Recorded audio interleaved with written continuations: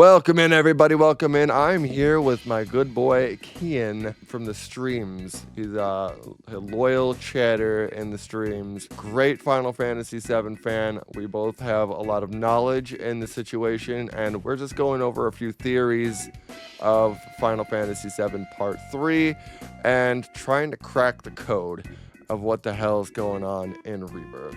So, without yapping too much further into it, let's just get straight into this. So now, what you were saying that Sephiroth didn't actually converge both the worlds, and I'm gonna show you. At least not yet. I'm gonna show you why I think at least he did. No.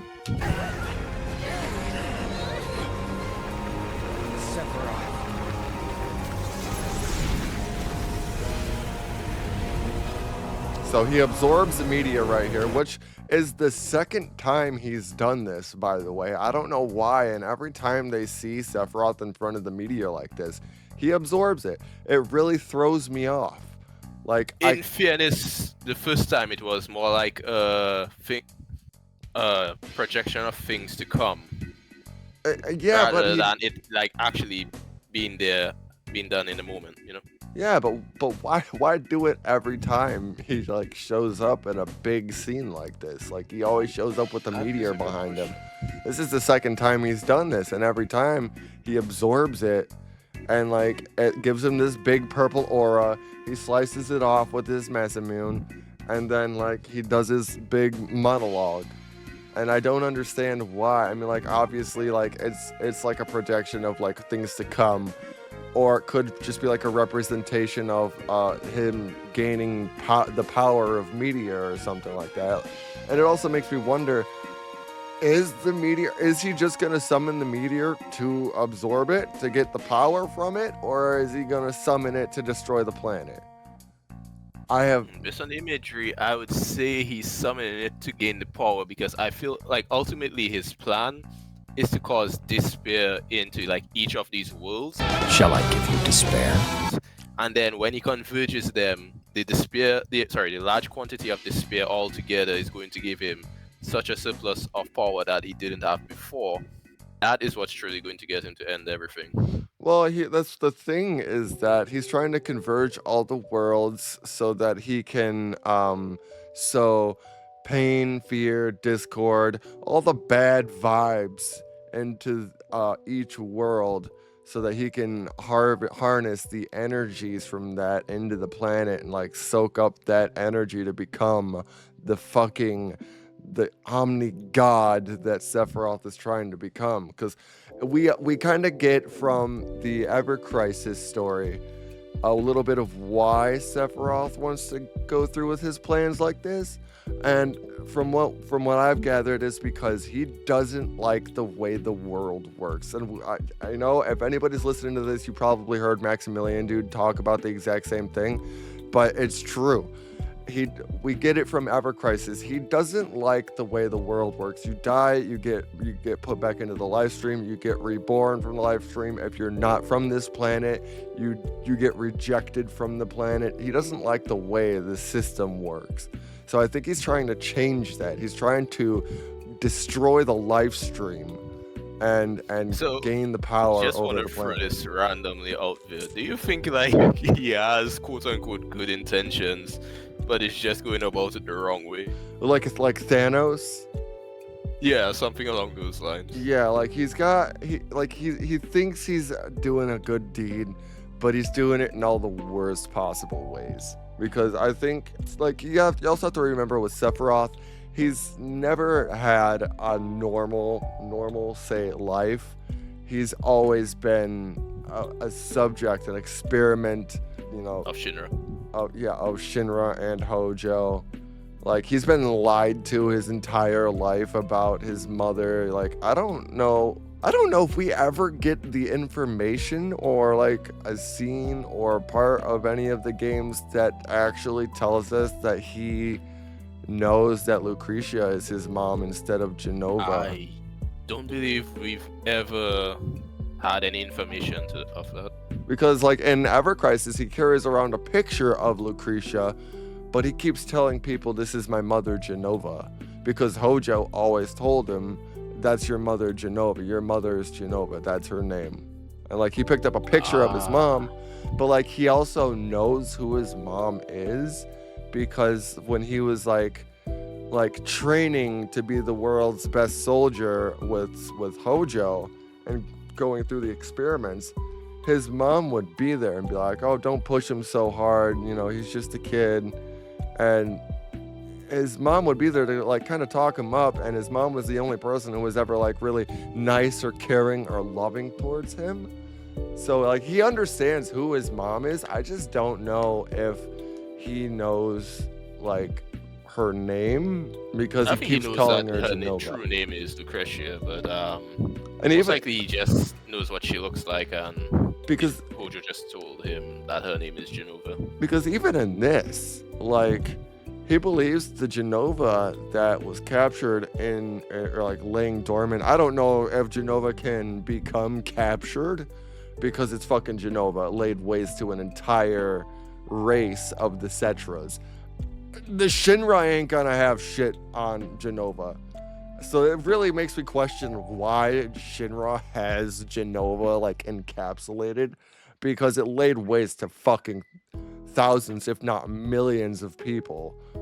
I do believe she's just laying dormant. I would feel have to like say so. it's like coming across a fossil, if you will. I genuinely do not think they would have the capacity to capture Genova on their own. Yeah. And it's like we kind of understand that she is awake. Like, because like even when we go and see Just her in like a weakened state. Yeah, even when we go and see her in Remake, like you see her red eye glow, it kind of like insinuates that she's alive, she's there. But it's just hard for me to understand why she's like, "Oh, I'm in this tube in Shinra headquarters. Like, I'm just chilling here in front of this weird statue that has a bunch of tubes and wires hooked up to it that I still don't understand what the fuck that even does." Like, it's so confusing to me. But beyond all that, like even in Rebirth, Sephiroth says, "Oh, my fragmented mother will become whole and the planets will converge," type thing. So he still believes that Genova is his mother. So I'm not sure if he knows at this point that Lucretia is his mother. So when we go to visit Lucretia's cave and have that talk between Lucretia and Vincent, like at that point, is Sephiroth gonna understand like, "Oh, that's my real mother"? Or do you think he's gonna keep understanding that the alien, you know, the fucking space calamity from the sky is his mother? Which, I mean, also in a technicality, Genova is kind of his mom. I don't really know if that's the way you could say it, because yeah, he was injected as an embryo with Genova cells. So like on a slight technicality, he is related to Genova. It's just not his, you know, not his Biological. mom. Yeah. So I have questions. I have a lot of questions. They don't have answers, and they better get We need answered in the answers, next not game. sleep. So let's check this out. Let's see.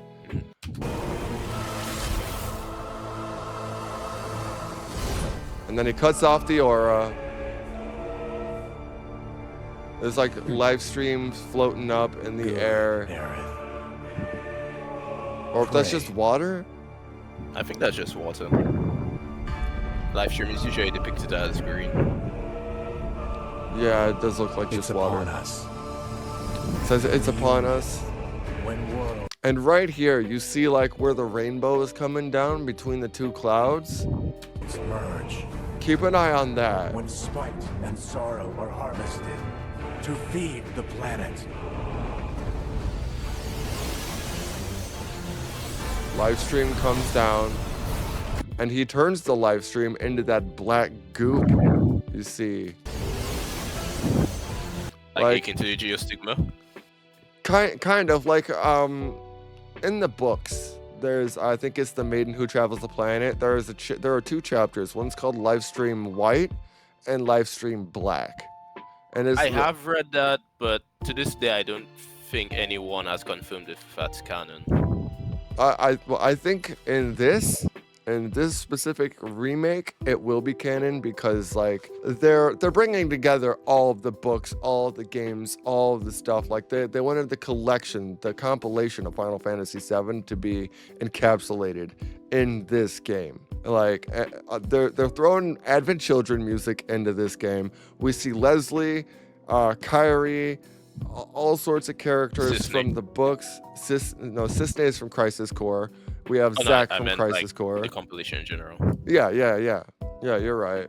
And like so we have all sorts of different Final Fantasy VII. We have Glenn from First Soldier, which he was made for Rebirth and then later on put as the main cast of First Soldier. But we have the entire compilation coming together in a convergence, just like Sephiroth's doing, in one Final Fantasy game. So like I think the books will be canon in this sense. Like we see it go from live stream, it kind of gets that like red. It's right behind me if I can. All I can see it is like a reddish thing surrounded by black. Let me. Although initially I kind of thought that was just like him controlling the whispers, because everything's happening so quick. I never really sat down to look at it thoroughly. Yeah, like it's got a kind of like a purplish hue over here, and it's got a red hue over here, and like the tail of it is red right there, and then it turns black. You see it turn black right there. It starts like stabbing through the boulders. Yeah, all this time I thought those were whispers. No, that's the live stream.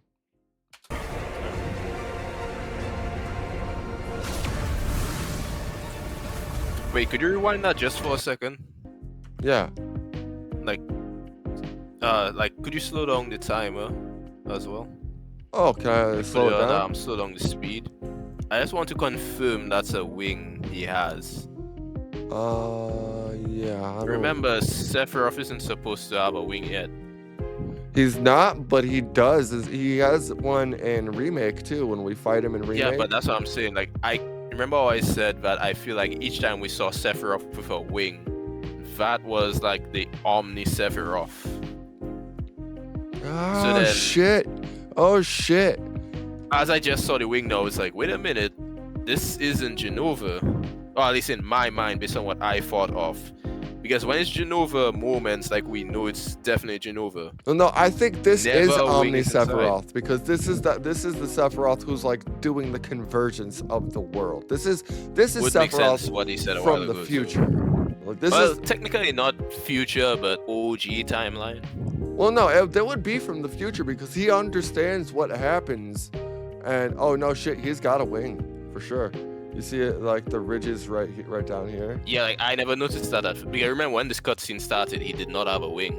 Oh Yeah, like right there, he for damn sure doesn't have a wing. no, he doesn't have a wing. No, you're right. So all that time I was wondering, like, yeah, okay, that's maybe Genova, but it's only when I finally saw that wing sprouted.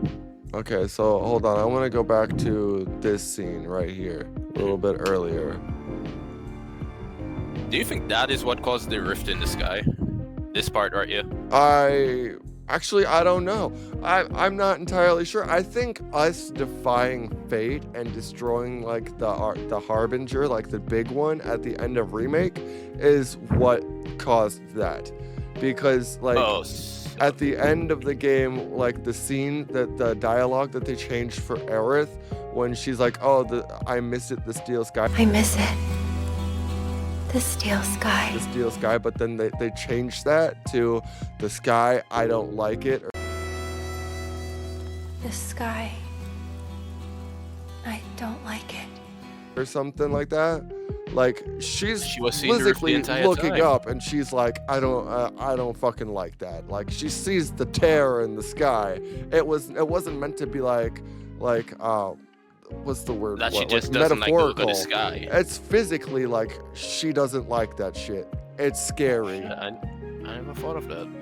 Yeah, like there's a fucking tear in the That sky. makes sense. That's- And now that because of Sephiroth, we can see a rift in the sky as well. Yeah, and I think that's the gift that he gave to to Cloud, because after that, then he's able to look up and see the terror in the sky. But it's also weird because Zack and everybody in Zack's world can also see the terror in the sky. So I don't know if everybody else in all the other worlds can see the terror in the sky, except for the people that's in this world, until like they touch Sephiroth, or they get the gift from Sephiroth or from Aerith or whoever. But then, And how Sid the can hell also does see. Sid see the sky? That's a good point. They didn't actually let us know that though.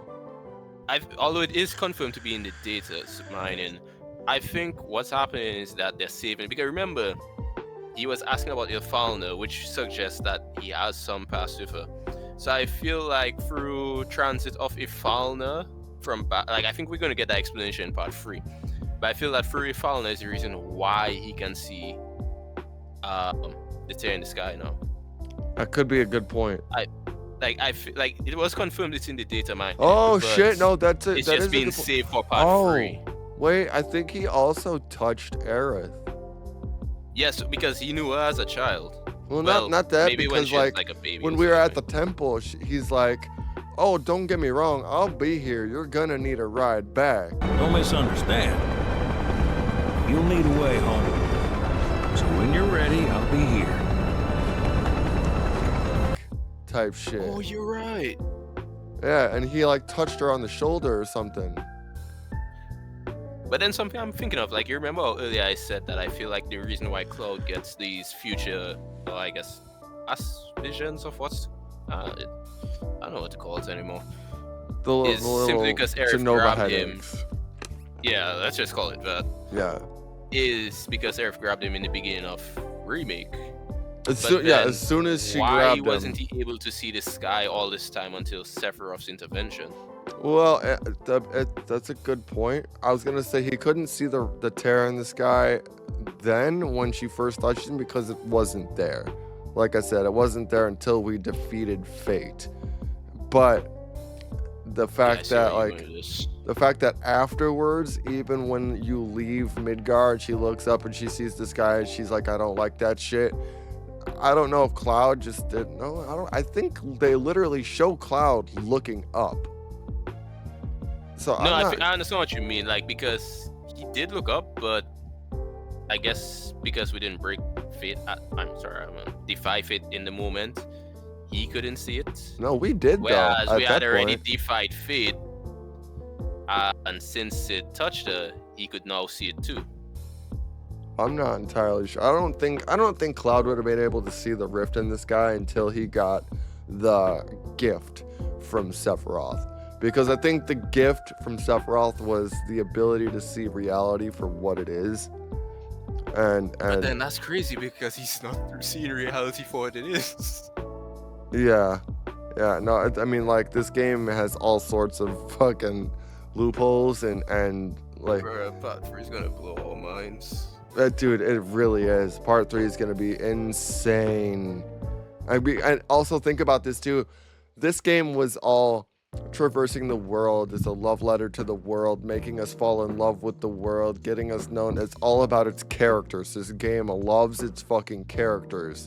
This is all about like giving each character its moment in time in the game, giving it a backstory. We had Nanaki's shit in Cosmo Canyon. We had Barrett stuff in Corel. We didn't get Yuffie's stuff, but like we went to. Well, we're going to get Yuffie stuff when we go to Wutai. We went to the gold. So we went to Disneyland with the group. You know, we got our moments of bonding with each other, and as the player, bonding with the world, getting us to fall in love with the world, so that in the next game, when this bitch is falling apart, we are invested in saving it. That's like, true. Well, that is the whole thing Hamaguchi said behind Bonds. So yeah, and like think about it like with the 7th Infantry, and I believe anybody who's watching this video right now, you understand what I mean with the 7th Infantry. Like, you fought for your life for those boys, right? Like, even though they were Shinra,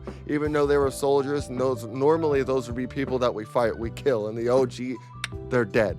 They're gonzo. But in this game, we're fighting with them boys. I'm throwing high potions to those guys so that they're staying alive. You know, we're getting through this shit. Like, even at the end of that mission, I kind of feel like a sense of sadness. Like, oh man, like I kind of don't want to leave. I want to bring these guys with me. Like, I'm sad that this is gonna be over with, and a little glad too, because they're like, will we see you again? And Cloud's like, count on it. Will we see each other again, sir? Count on it. So like, You see, that scene alone makes me think we're gonna get those boys with us in the high wind. either the high wind or for sure the submarine, because we get the submarine from I Xenon want them to travel the world with us, man. Either way, they'd be traveling the world with us. But it would be awesome to have them on the highway. Like I said, I'm not sure. Sid had his own crew working on the rocket ship in Rocket Town, so I don't know if those guys would be the ones that are taking control of the high wind, or if it's going to be the 7th Infantry. It's possible. I still prefer my boys in the 7th. I would prefer the boys as well. I think we all would. I think we would all prefer the boys. All right, let's check this out. So I want to go back just a little bit more. Oh, not to cut you off, but it's gonna be kind of crazy to come back to the Forgotten Capital. Oh my god, dude, with Bugenhagen? Like the other day I was well, not just Bugenhagen. I feel like we'll be able to explore it on our own, regardless. Yeah. Maybe not early into the game, but I was looking at it the other day and I was like, yo, this layout kind of looks like we're gonna be able to like run around here. Not only that, but it had a fast travel point too. Oh, dude, it did. It had a fast travel point, and even on stream when we went there, I was looking around, like, even it had the paths like the OG had.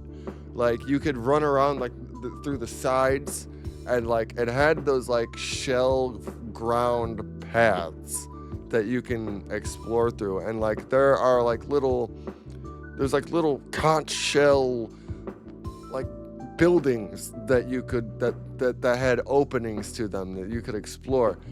So like we're definitely going to be able to roll around and like explore that area in a greater depth and be able to see what's in that area in a greater expanse in the next game. It's going to be fucking sick, dude. Oh wait, while we're still on the Forgotten Capital, before I forget, there's something I always wanted to ask you. Hey, man. I was kind of wondering how they're gonna do like the water burial scene. Like, I feel like it's not just going to come back in the form of a memory for Cloud alone. Like, I don't feel like that's where we're going to leave it alone. For some reason, I don't know. Like, I'm not saying this is what I personally want. I'm just saying this is what I think might happen. Cloud, in his denial, will want to prove to everyone that Aerith is safe, right? Because, like, why else would she stay back at the Temple of Ancients? Yeah. Like, the first thing that came to my mind is what's going to happen is they're going to try and convince Cloud that she's dead and that, you know, they buried her and everything. And since the last interaction between them was Aerith staying back, Cloud is gonna like say like, yo, let's go back to the Temple of Ancient. No, sorry, the Forbidden Capital. No, sorry, Forgotten Capital. God damn it, I'm a jackass. No, you're good. And he's gonna prove to them like that is where she is, and then that is when everything is just going to come hitting him at once. Well, see, I think that's you're hitting it on the nail there. I think what is gonna happen is that it will come back in the form of a memory, and it's gonna be realism for Cloud, and because I think what I think is gonna happen is that we're gonna be walking around, Cloud's gonna be losing his shit, and he's gonna be talking with Aerith, like he's gonna be having conversations with Aerith. And like when we meet back up with Cloud, I do believe it'll probably be in like Medial, you know, when we actually go back and find him, because he's gonna go missing. He's gonna go off. He's gonna go crazy. He's gonna fucking leave the group, and we're gonna round back up with him at Medial. And I think he's still at that point gonna be in denial about Aerith's death, and that's when Tifa and the group are going to like be like, hey, like you need to get over this shit. You need to come to grips with this. Oh, maybe like, not she's get over gone. it. You need to accept it. Yeah. Like you need to come to grips with the fact that like she's gone. You need to accept it and move on. Like, she's in the live stream, so I'm sure she's still watching over us, all that type of shit. And then what will happen is that, like, when he actually gets the realism that Aerith is gone, we're gonna get it in the form of like a memory of like he's remembering the scenes that we didn't get back in Rebirth. So he's gonna be like, oh shit, like it's weird. I wonder if they're gonna be like, we saw you put her in the water, like we saw you put her there. I definitely feel like that is going to happen. Yeah, like, so I definitely 100% think it's gonna be in the form of a memory type of thing, unless something happens and it triggers a cutscene or something, and they're like, oh, this is what happened back at the Forgotten Capital. But I mean, it's obviously, I don't see another way for it to happen other than for it to be a memory and a remembrance of what went down at the Forgotten Capital in Rebirth. Yeah, that's definitely going to happen. Like, I don't mean what I'm saying is definitely going to happen, but the whole remembrance things. But no, I'm just thinking of all the possible scenarios here, man. No, and I also, while we're on it, I also 100% believe that Aerith and Zack will be there at the end of Part 3. They're gonna be there at the end of maybe Part 3. not walking the planet per No, se. it's gonna be like Advent Children type shit when they're there, and like we're gonna be fighting Sephiroth, and Zack is gonna pop up like he did in Advent Children, like, hey, you've done this before, like, you want help with him type shit. And he's gonna be like, oh my god, no, like, Zack, is that you? It'll be something like that, where they're popping up as like Force Ghosts. I don't want to say Force Ghosts, but like they'll be there with him. I don't want to say like in his memories or anything, like in his heart. They're there in his heart, but like they'll be there with him in like the same form that they were in like Advent Children. Like, they may not be physical, but spiritual. Yeah, like kind of like at the end of OG when he's like when he's about to fall in the northern crater, and like you see this hand like reach down for him, and it's Aerith's hand, but then he like snaps back into reality and it's Tifa, and he's like, she's like, come out, we need to get the fuck out of here. I also wonder if that scene where Cloud's holding on to Tifa with one arm and holding on to the cliff or like the ledge with the other arm, and he fucking pulls both of them up with one arm, is gonna be in the game, dude.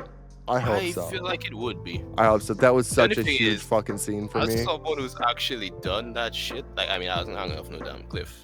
It was a bar, but bro, the strength that shit takes. God. Having a whole fucking person in one arm and being able to like pull you and her up with one arm, that shit's insane. That shit's insane, and it better be in the next game.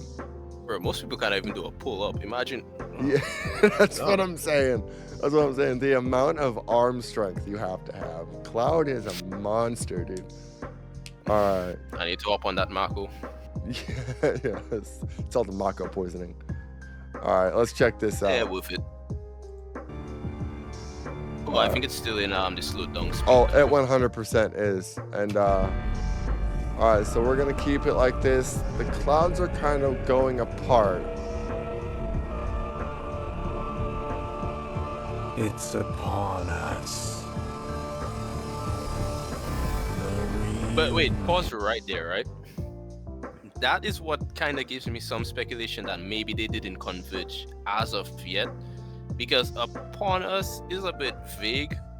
Like, there has been many things in life stories and times that when someone says upon us, that doesn't mean it is occurring, but it is going to occur very soon.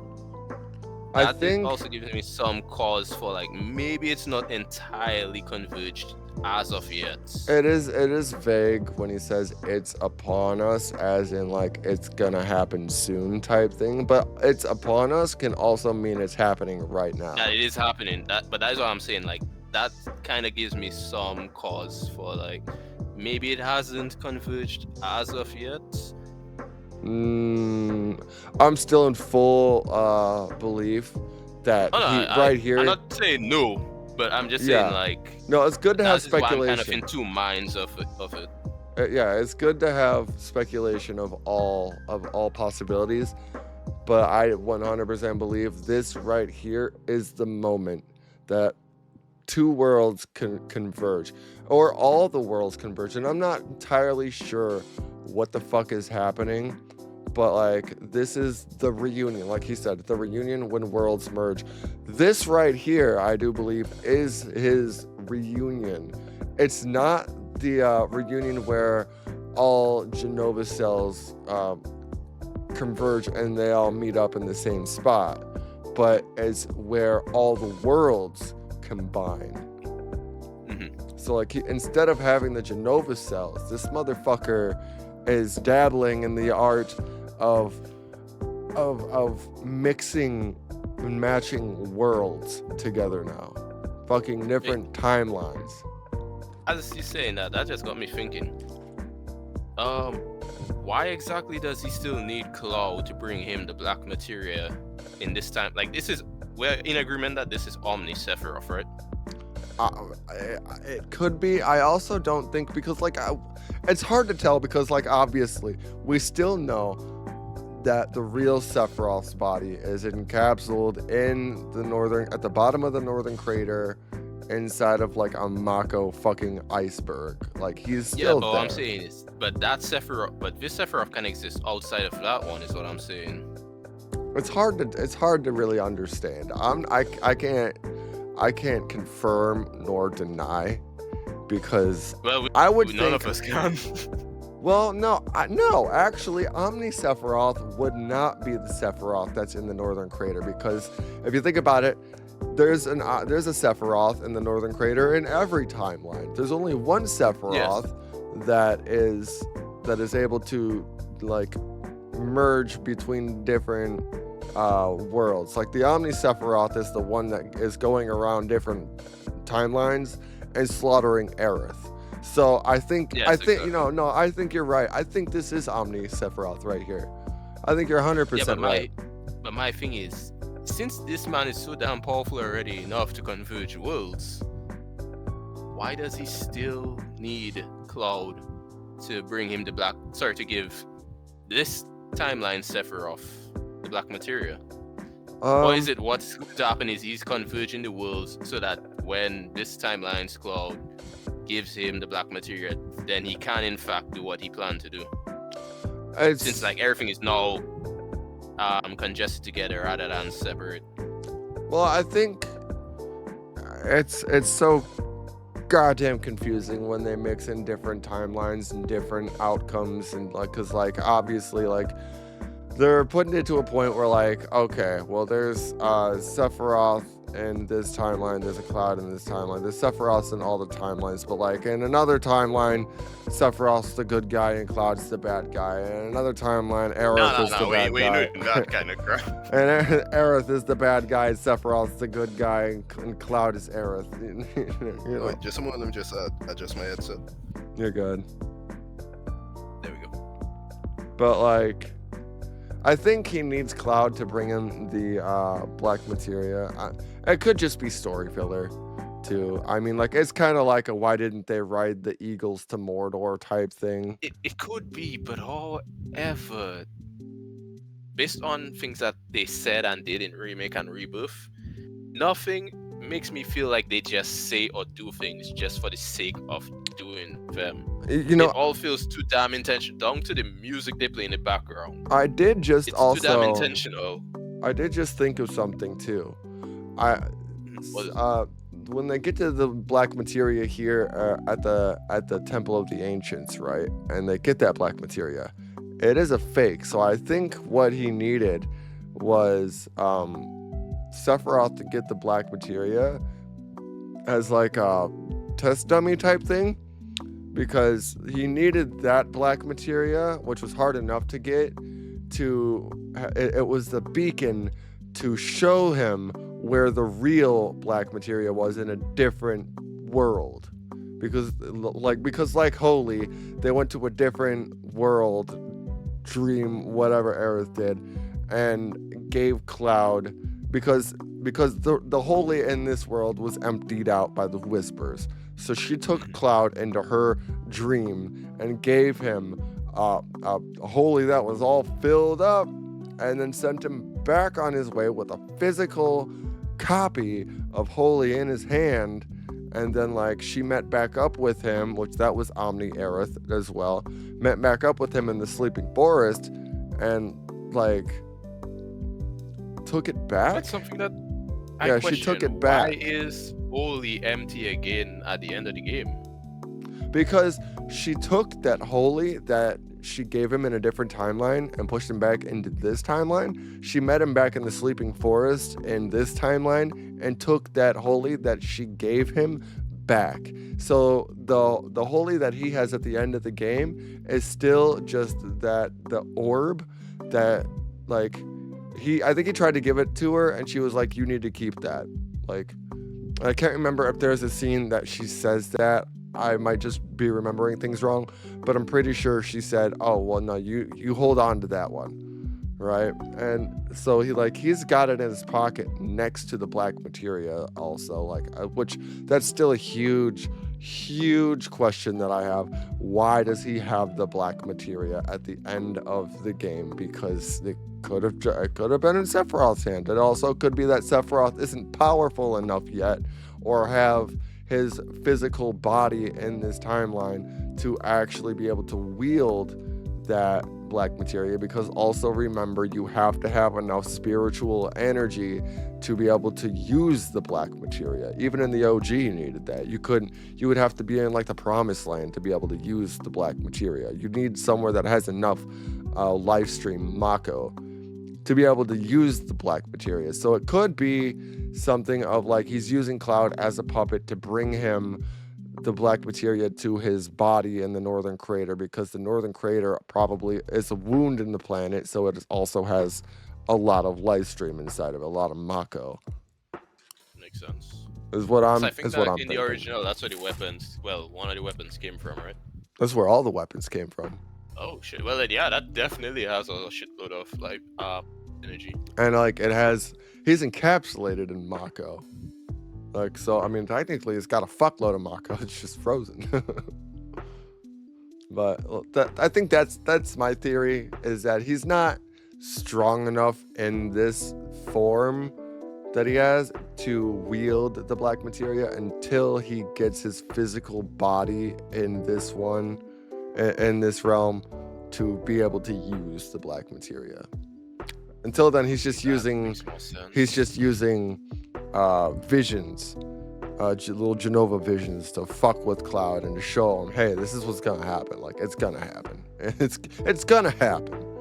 And the reason why I brought up the converging of the timelines, is because, like, why tempt us with changing fate if fate does not get changed and Aerith fucking dies anyways? Nah, like, fate is definitely going to change. I just don't think it's going to change in the way we expect. Well, yeah, no, like, even in Remake, when we realized, oh, hey, Arbiters of Fate, we're fighting fate, we're changing destiny, this and that, all that, like, oh, shit, like, the second we hear, oh, we're changing destiny, then it's like, okay, well, Aerith's gonna live then. And then we see Zack at the end of the game, and it's like, oh, Aerith's for sure living now. We changed destiny. Zack is back, baby. Aerith's gonna live. Let's go.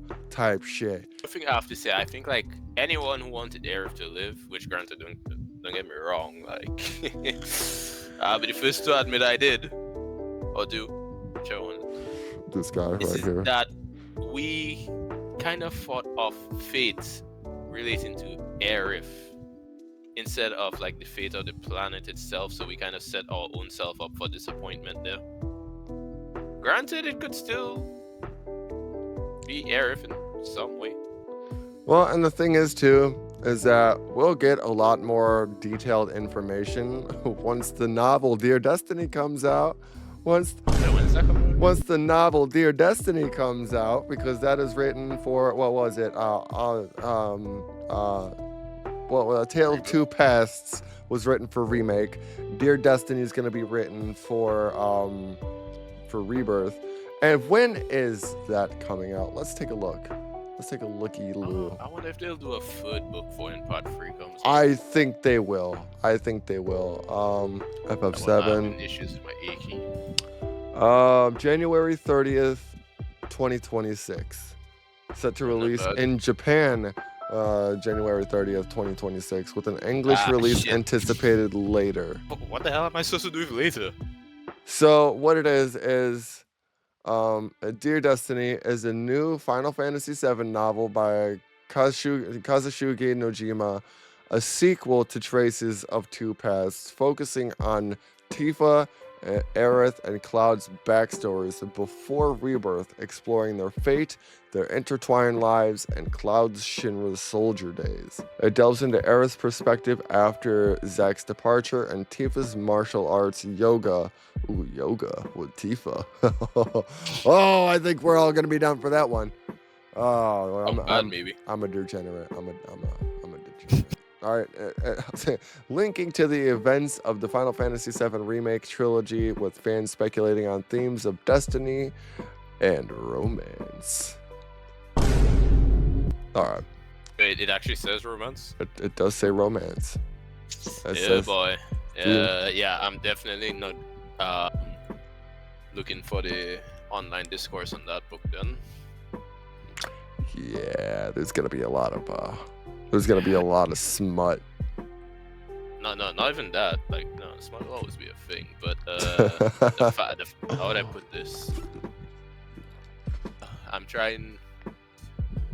No, just it. The shipping fandom, they scare me. Yes, no, 100%. They scare me. 100%. They are a scary group of individuals. Like, my guy, don't get me wrong. I'm not against shipping, right? But my whole philosophy is enjoy what you want to. No, do not go attacking other people. Motherfuckers will send out death threats. Bruh. Over a shipping situation. Didn't some of the developers get death threats over that? Yes, they did. They 100%. During the development of Rebirth, I do believe, they had to send out a notification to people, like that. I think it said, like, if they receive any more death threats, they're going to be taking lawful action. So like they were getting some shit, dude, from the fans, which, like, that's like, don't do that. No one who does that shit don't do to that. Be called a fan. We want these games. We want these games to be developed. We want these games to get released. Please stop threatening to kill the devs. All right? Nah, that ain't no fan, bro. No, that is not a fan. That's a fucking scumbag. That's a motherfucker I have no remorse for. All right, so let's get through this, because I want to get to another point after this. Let's go. Here, let's get this back up to a regular speed. Here, I won't put it to full speed, but I'll put it to 75 because I do want to slow down a little bit. So, hang on one second. I want to see this again. And then that one just pops out of the head. So, like, oh, never mind. So, like, both of these, well, I don't know, because the corners are, like, closed off, and these are two skies merging together, right? And the rainbow eventually disappears. Well, oh, no. Actually, this is the hole that the live stream comes out of. Worlds merge. When spite and sorrow are harvested to feed the planet.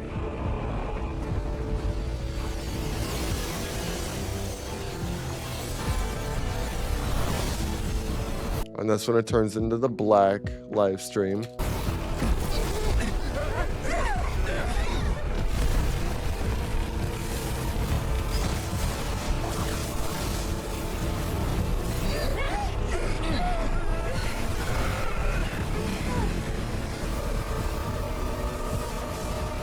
Now we got black whispers flying around and black live stream flying around. And then the rainbow is still there too. Like you can see the rainbow up there, which we still don't know what the significance of the rainbow is. I mean, like, obviously we've heard the theory that it is, every time we see a rainbow, it's a new world created. But there's so many fucking rainbows, That's the dude. thing. That's a theory, though. That hasn't been confirmed. That's Yeah, yeah. There's so many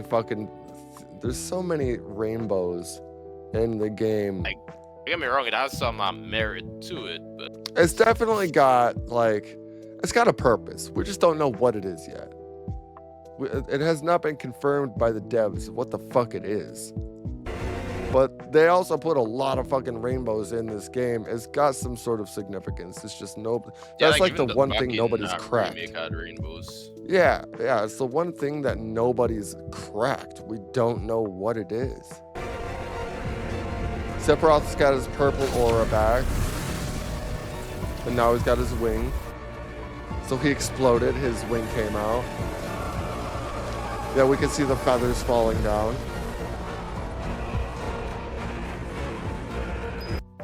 Alright, let's put it back into regular timing here.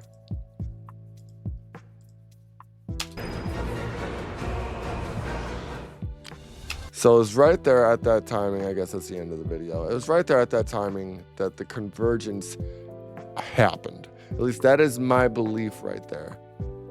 Full on convergence, two worlds united together. And like, they also have the saying that as worlds unite, so too do they part. Right.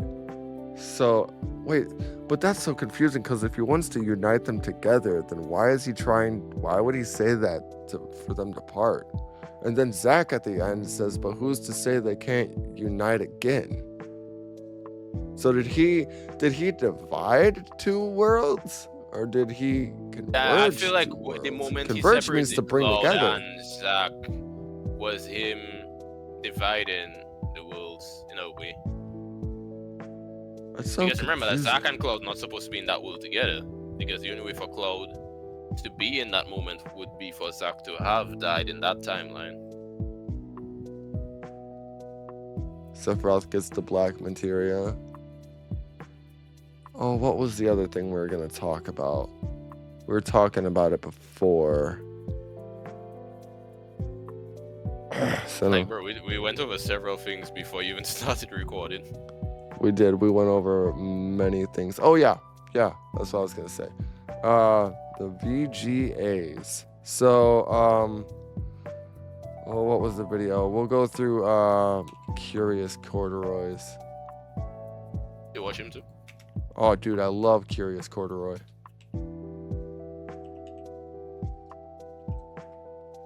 I just watched this video earlier today. Which one? It was this one. Hamaguchi FF7R Part 3 update, nailing down the title. Oh, that's what I was going to say. There is a key title, or there is a key word that has been released by the devs, and it's high wind. High wind. Yeah, I think I actually saw that video when I woke up today as well. Alright, so it's been a minute, but we're back with some new info from Naoki Hamaguchi in regards to Final Fantasy Bro, VII I really wonder how they're going to improve the combat. including nailing How they're going to improve the combat? Like, Rebirth's combat was already great in my opinion, and you already know they're going to want to up the ante, so it's like, how do you improve what was already great? Dude, yeah. Like, I thought the combat in Remake was fucking awesome. Like, because, like, we're with this Final Fantasy VII, we're used to turn-based shit by now. We kind of expected that the combat was gonna be like Devil May Cry type shit, but Oh, really? like, at least I did. I kind of expected, because once I heard it was gonna be like action battle. What's the word? Was like the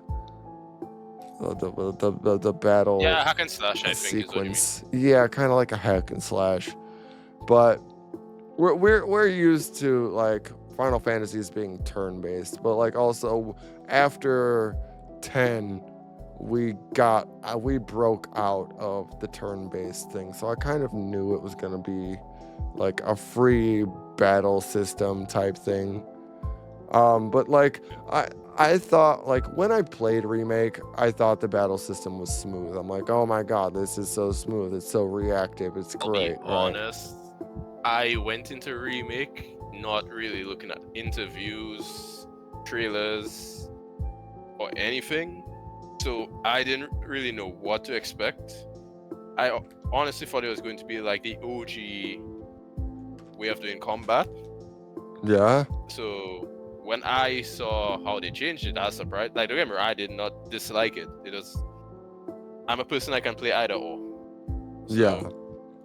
But I do feel like they had a nice balance between real-time combat and turn-based combat with the ATB system.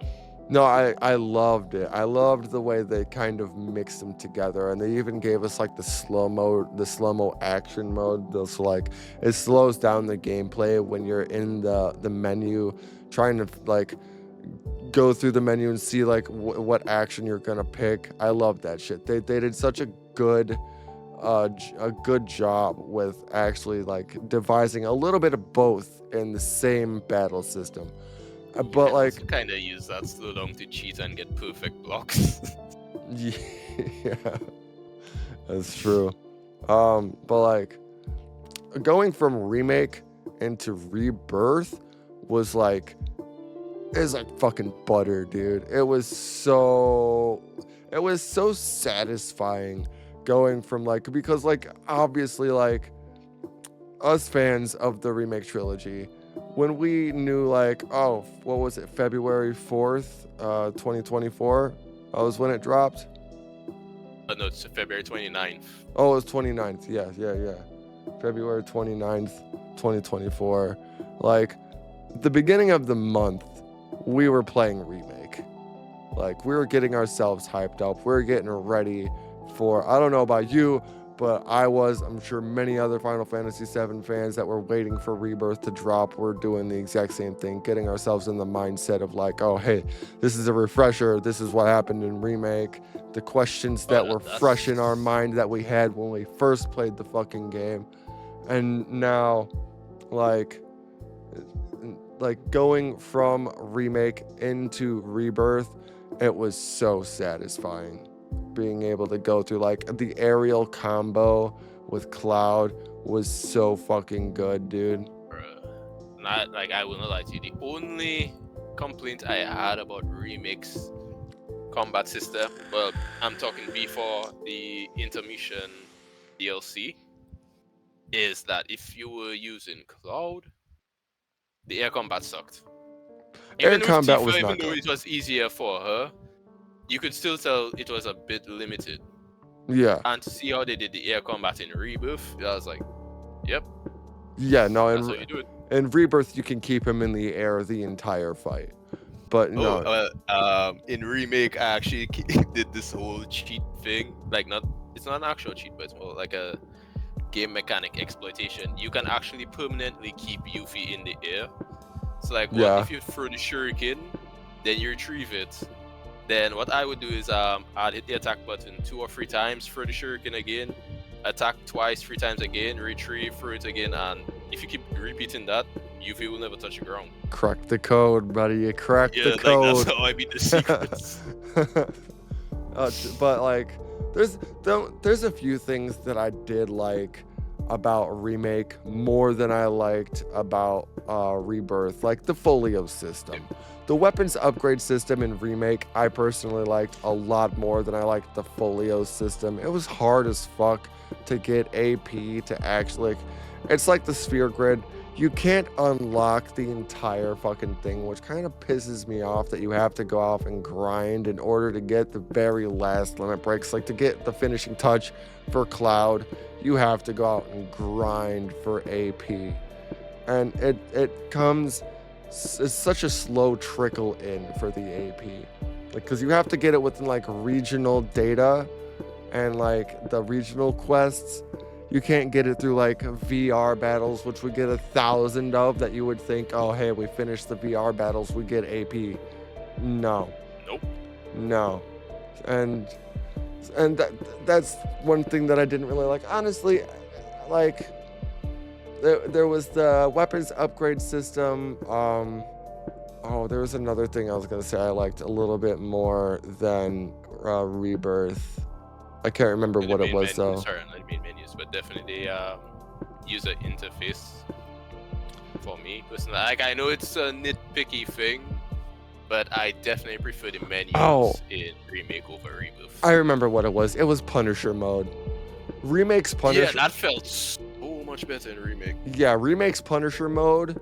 It was more like whimsical. I don't mean to like use it like the word whimsical, but like it was more dynamic. You had more movement, and it felt like there was more creativity put into Remake's Punisher mode than there was into Rebirth, because it's literally just going back and forth, back and forth. Not just back that, and but forth. to me, like the animations alone didn't make me feel like using it in Rebirth compared to Remake. Like Yeah. in Remake, it had this weight behind it that felt like Yeah. he was actually swinging around this giant ass sword. Whereas in Rebirth, for some reason, it kind of felt a bit floaty to me. It then at the definitely same time- was. Yeah, but at the same time, I was thinking to myself, like, is the reason why I don't use Punisher mode as much in Rebirth compared to Remake is because of how much more expanded the combat was. So I was like, since I have so much more options, I do not feel as inclined to use the Punisher mode. That's I was that's wondering true. if that was a thing. Because we also had things like oh, what the hell was it called? Prime mode. We had Prime mode, and that was once I got Prime mode, I kind of stopped using Punisher mode, and Prime mode became my new Punisher mode. And even though even the same thing, like it kind of still had the same animation with Prime mode, it wasn't as dynamic as like Remake's Punisher mode or anything, and it still kind of went back into the swinging back and forth, back and forth, back and forth. But like with Punisher mode and Prime mode, if you held down the square button, the attack button, he would like do this thing where he would take the sword and bring it overhead, and then like push up from the sword and slam it down, and then push up from the sword and slam it down even harder the third time. So like I kind of liked Prime mode better than I did Punisher mode, but like there were Go back and things. experiment with Prime mode a bit for my hard playthrough. Yeah, like it was cool. But I will also say, in Rebirth's upbeat on Rebirth, like I liked the synergy abilities and the synergy attacks that we got. Like a bullet batter with Barrett was fucking awesome. I wish we would have had something like that in Remake. But like obviously it was like the experimental, like trying to like really nail it down to us fans that hey, this is a remake. This is like we're getting the dynamics of this game down. Like the battle system was great, but I think they put more effort into like the story and the twists and like Which granted is what I feel like they should have done. Yeah. And there were significantly less mini games in Remake than there were in Rebirth, but there also wasn't the gold saucer in Remake.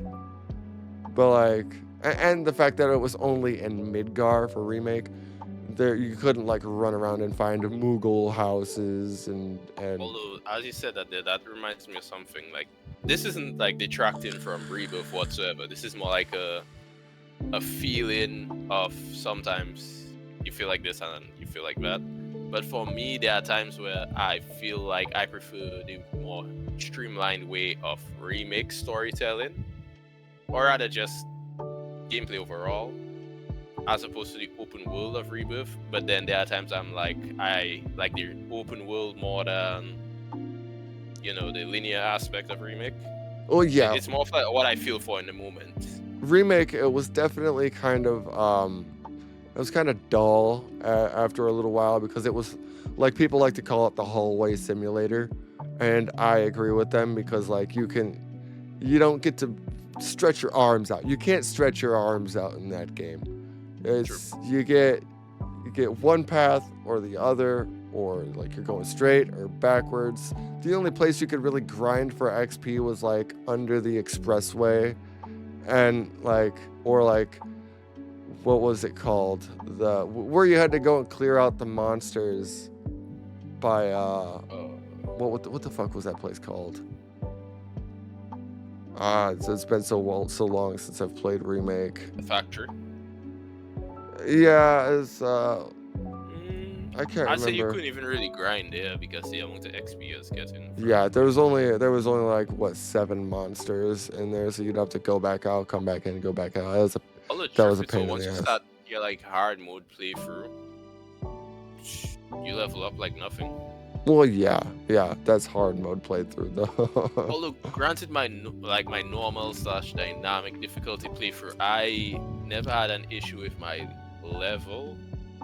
Really, like I never once got stuck in an area or felt like the game was too difficult. because I No, was on it the definitely scaled.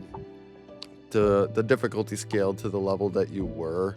So like it really wasn't too hard to get through the game, but if you wanted to like level up, or like maybe there was a skill you wanted to get or something, then you would have to like go grind to be able to reach that limit, or like to fill up your, I can't remember if you had to grind in order to fill up your ability Yeah, points. You know that's really or- pissed me off? What? Grinding materia Grinding in material. remake. That sucked. That just sucks. I'll agree with you on that.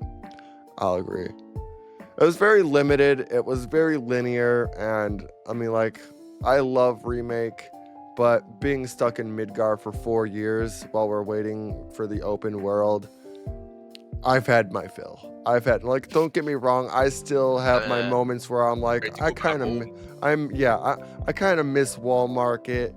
You know, but I'll never have that fresh feeling of walking into Wall Market for the first time. It's like going to Las Vegas for the first time, dude. You're like, holy shit, Las dude. Vegas at night. Yeah, no, I love comparing it to Las Vegas because it's the exact same. Like, Las Vegas looks like a shithole during the day. Like, get me the fuck out of here. But at nighttime, it's a fucking metropolis. I love it. Oh my god, it's so good. But like I said, being stuck there for 4 years is like, okay, I've kind of had my fill. It's gonna take another year for me to want to go back. Plus, we got to Just deal came with back from Corneo's this. I'm ready to bullshit. Go back again. Yeah, a glutton for punishment. All right, let's get back to this video.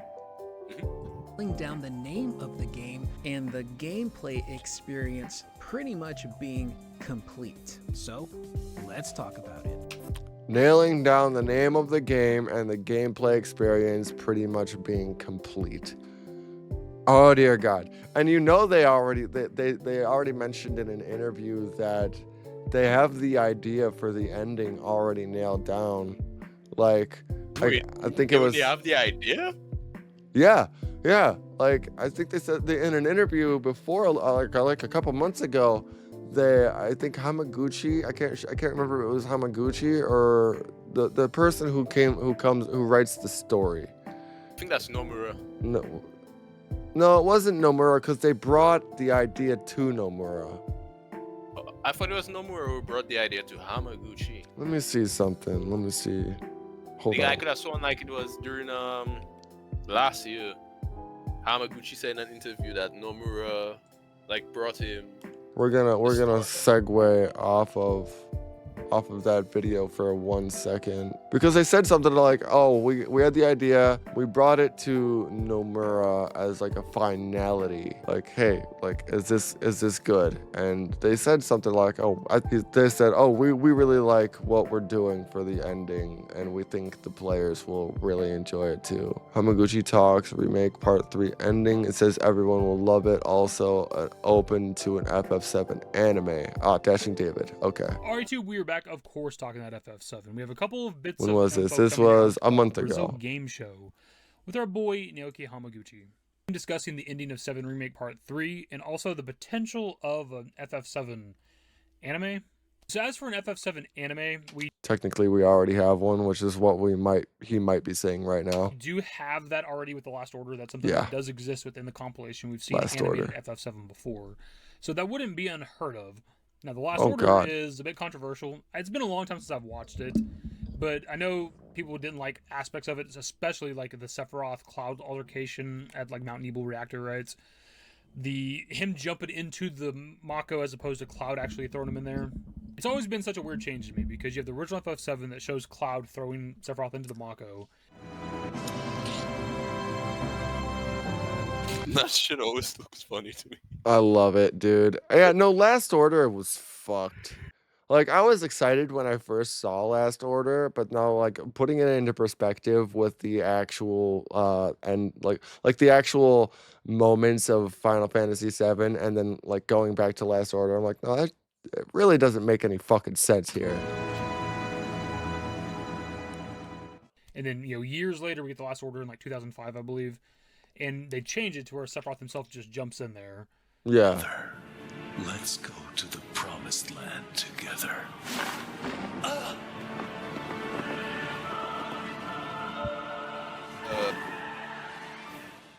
And then a couple years after that, we get Crisis Core, which then goes back to showing Cloud throwing him into the Mako. And it's like, what are we doing?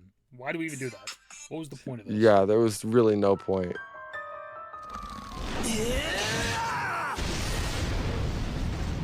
Which that one's cool. I like Speaking of Crisis Core, it I kind of like reminds me of Sephiroth how on they fire. altered the design of the Buster Sword, right? The original design FF7, then Crisis Core, you get like the gold like hilt or whatever it is, and I think you see that also in Advent Children.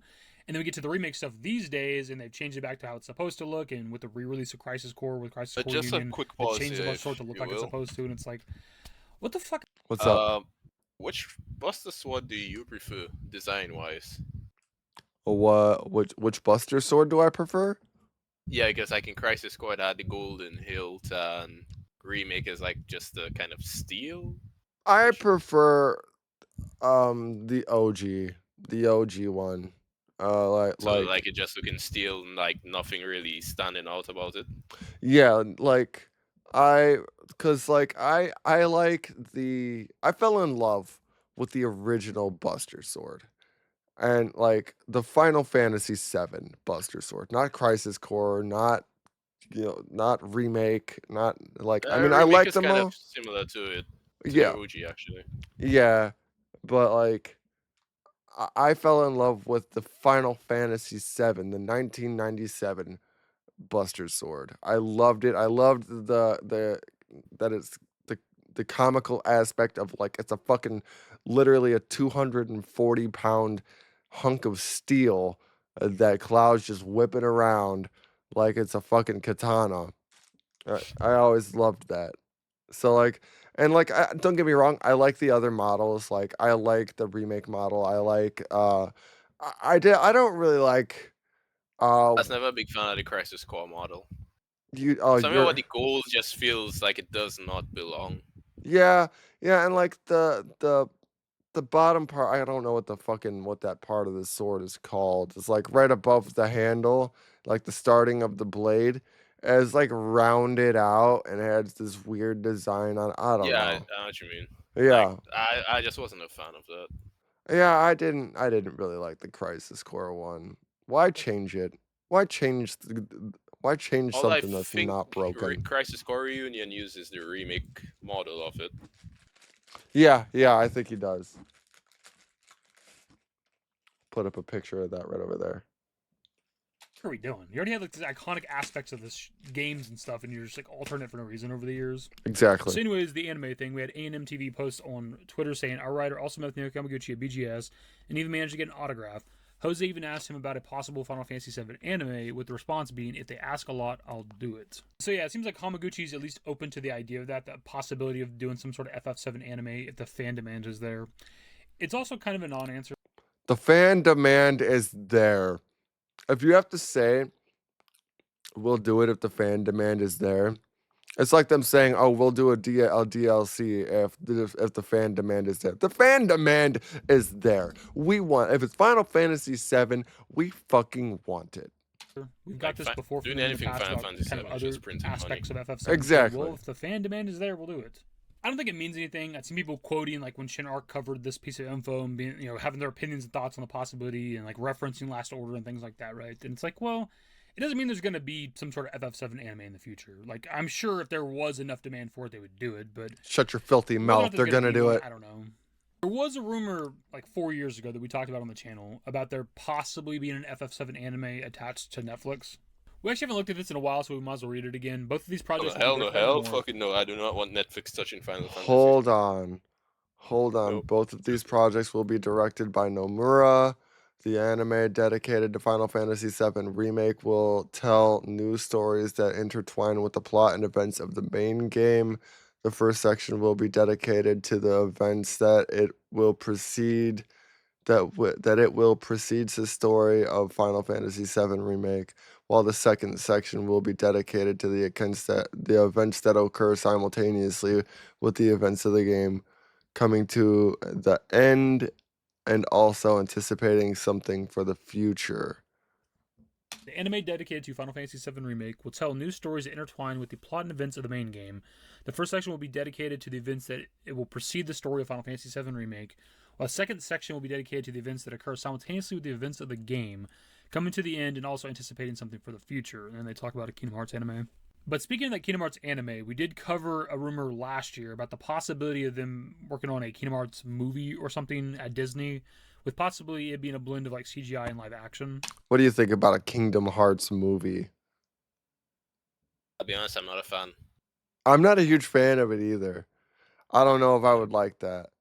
It just doesn't sound good to me. Plus, I feel like it's one of those games that it can only work in as like a game media. Yeah, I don't know. Like it feels weird thinking of like Final Fantasy VII as an anime or like but like it has a movie and it succeeded as a movie. Like we can tell, we know what FF7 would be like as a movie. We have experience with that. But like I don't know if Kingdom Hearts could pull off something that big. I like How do you I love condense Kingdom all that Hearts. story into like 2.5 hours? And like don't get me wrong, I fucking love Kingdom Hearts. Like I have the Keyblades and the Kingdom Hearts crown on my hand. I love Kingdom Hearts, but I just don't know if that's a good idea. So some things you just have to leave them as they are. Yeah. Not everything deserves like, or rather, not everything needs. Not even that. Like a movie or show adaptation. I have Kingdom Hearts right here. All right, I love Kingdom Hearts. I just don't think that's a good idea. Leave it alone. Leave it alone. Give us Kingdom Hearts 4. I kind of don't trust the people in charge of directing these things nowadays. Which like it's been pissing me off too, because like Kingdom Hearts got big because it's a mix of Disney and Final Fantasy, right? So like the first one was fucking awesome. You had Yuffie, you had Sid, you had Squall, you had a mix of. You had Cloud and Sephiroth. You had a mix of Final Fantasy and Disney. Awesome. Second Kingdom Hearts, mix of Final Fantasy and Disney. Third Kingdom Hearts, just Disney. What? Yeah, Kingdom Hearts 3 was just a disappointment for me. Like, where's the Final Fantasy? Years for that game, bro. Where's the Final Fantasy in Part 3? What the fuck? I think it has a few Final Fantasy characters in like the DLC, but that shouldn't have been the case. And then there are people who make the argument that since it was the end of the Xehanort saga, that they didn't. But then I'm still like, you cannot establish Final Fantasy not just in like 1 and 2, but both by sleep. Was it 358 over 2 days? Yeah. I think even coded. Basically, all Kingdom Hearts games before Part 3. All of them had Final Fantasy characters running around, and it's like, why, in this game that people have been waiting for 14 years, Yeah. Would you not No. include them? Like Like that's I, taking out a core staple. I was so excited for Kingdom Hearts 3 to come out, and I played through it, and I fucking hated it, dude. Like, I was so I wouldn't say I disappointed. hated it, but like, okay, so during my first playthrough, I'm not like I was like, yo, I can't believe I'm playing this. So I was wearing rose tinted glasses for most of it. Yeah. But it was like when I beat the game, I couldn't help but just feel a bit hollow. It was like, that's it. I felt myself getting more and more annoyed the more I progressed through through Kingdom Hearts 3. Like, I was just getting more and more annoyed. I'm like, okay, well, this next world, like, when are we gonna get to the Final Fantasy side of things? And it just never But, like, came.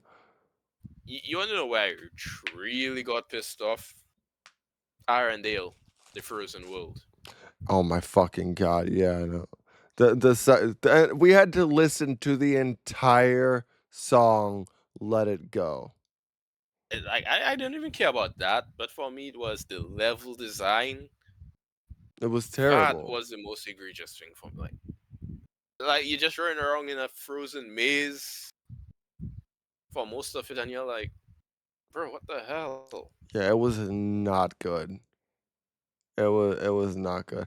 And also, like, at the time too, like, I had a little tiny little child niece, and I had a baby boy at the time. So, like, I heard my fair share of that song, and I watched my fair share of Frozen. So when I saw it was in Kingdom Hearts 3, I'm like, No, we all here knew we it was go going to again, be in it. dude. Here we go Come on, again. bro. We all knew it was going to be in it. Like, there's no way in hell that thing was so popular, and Disney would not include that in Kingdom Hearts 3. I didn't like it. Another world I feel like was underutilized was the Pirates of the Caribbean world. Yeah. I kind of felt like I just got in and got out. Like, to this day, Yeah, I can't that even is kind of really how it tell you what felt. happened. Yeah. It was quick. Like near like the second half of the game, I felt like things were just rushing. I really did feel like that. I kind of flew through the game, but it really didn't take me too long to beat the game either. I think I platinum it on like my first playthrough, so I kind of really. Technically I did take my time. Yeah. I think I just kind of flew through. I just burned through the whole game. Cause like I said, towards the end, I was like, okay, well, obviously I'm not getting Cloud, I'm not getting Squall, we're not getting Titus, We ain't getting shit. we ain't getting Lightning, we're not getting shit, nothing. Okay. Let's get to this part 3 ending. Not directly related to the rumor we looked at from 4 years ago. It was still kind of interesting. There was a rumor back then of some sort of anime thing for Kingdom Hearts. Handful of years later, we get another rumor of them making some sort of movie potentially with Disney. I don't know if anything's ever come from that anymore. I've not looked into that. I haven't heard anything about it. Still haven't heard anything about it. As for the FF7 anime aspect of that rumor, like, obviously this is just a 4chan post, and that was 4 years ago. Nothing's came from that since. That doesn't mean there was never anything. There could have been. We had the FF9 animated series that seemed to be somewhat progressing at one point, but obviously that studio went under, and we've obviously not getting the animation, it would seem, at this point. It was an Is there any FF9 chance that this series? rumor was like real potentially? Like, maybe there I could never have know been an about that. FF7 anime at some point in the works, then maybe it just got scrapped or never really got off the ground. Maybe it was only a conceptual thing back then. Who knows, right? Because the post does also mention the Final Fantasy 14 like TV series, and that was a thing that was supposed to be happening. I think I got canceled in the last like year or two or something. Like, that was for sure a thing. I don't know if this 4chan post was the first one to talk about that or some shit. I don't know all that stuff. But it does talk about that series that was actually going to exist at one point. So as for an FF7 anime, like, of course I'm down for that shit. If we're going to do something like that, like a new anime series or a new movie or a new, spin-off game or some shit, like, I want more lore, right? I want more things being added. You could go the prequel route. I don't necessarily want that unless we're going like super far back in the day, like the Cetra Genova War type Yes. shit. That'd be interesting. Yes. I wouldn't mind that. I want that.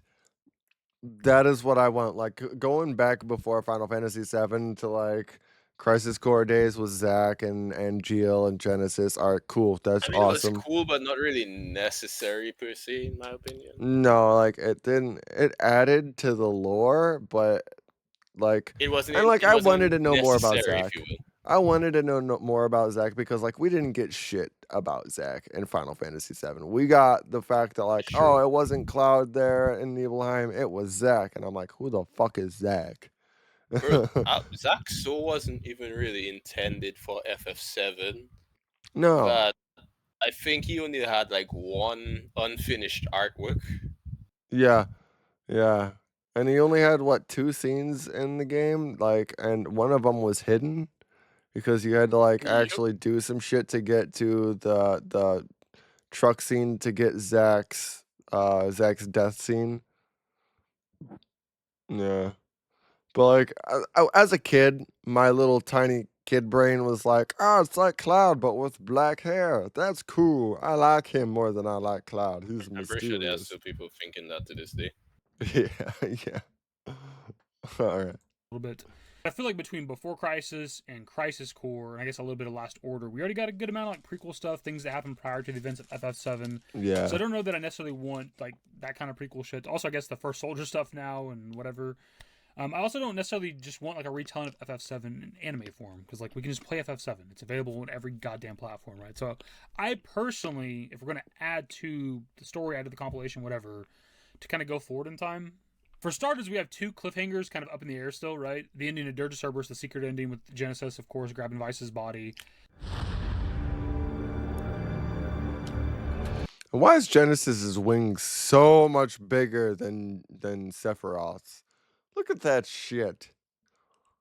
Look at that wing, dude. That thing it like branches off and then grows another fucking wing, dude. That thing is huge. My money's still on Sephiroth if they had to fight. Oh yeah, 100% Sephiroth. I think we might get that. I think we might. We might, but then something that's I feel kind of weird of is like, I mean, I get you expect people to have been following the fandom for a while, and it is a combination of the compilation of FF7.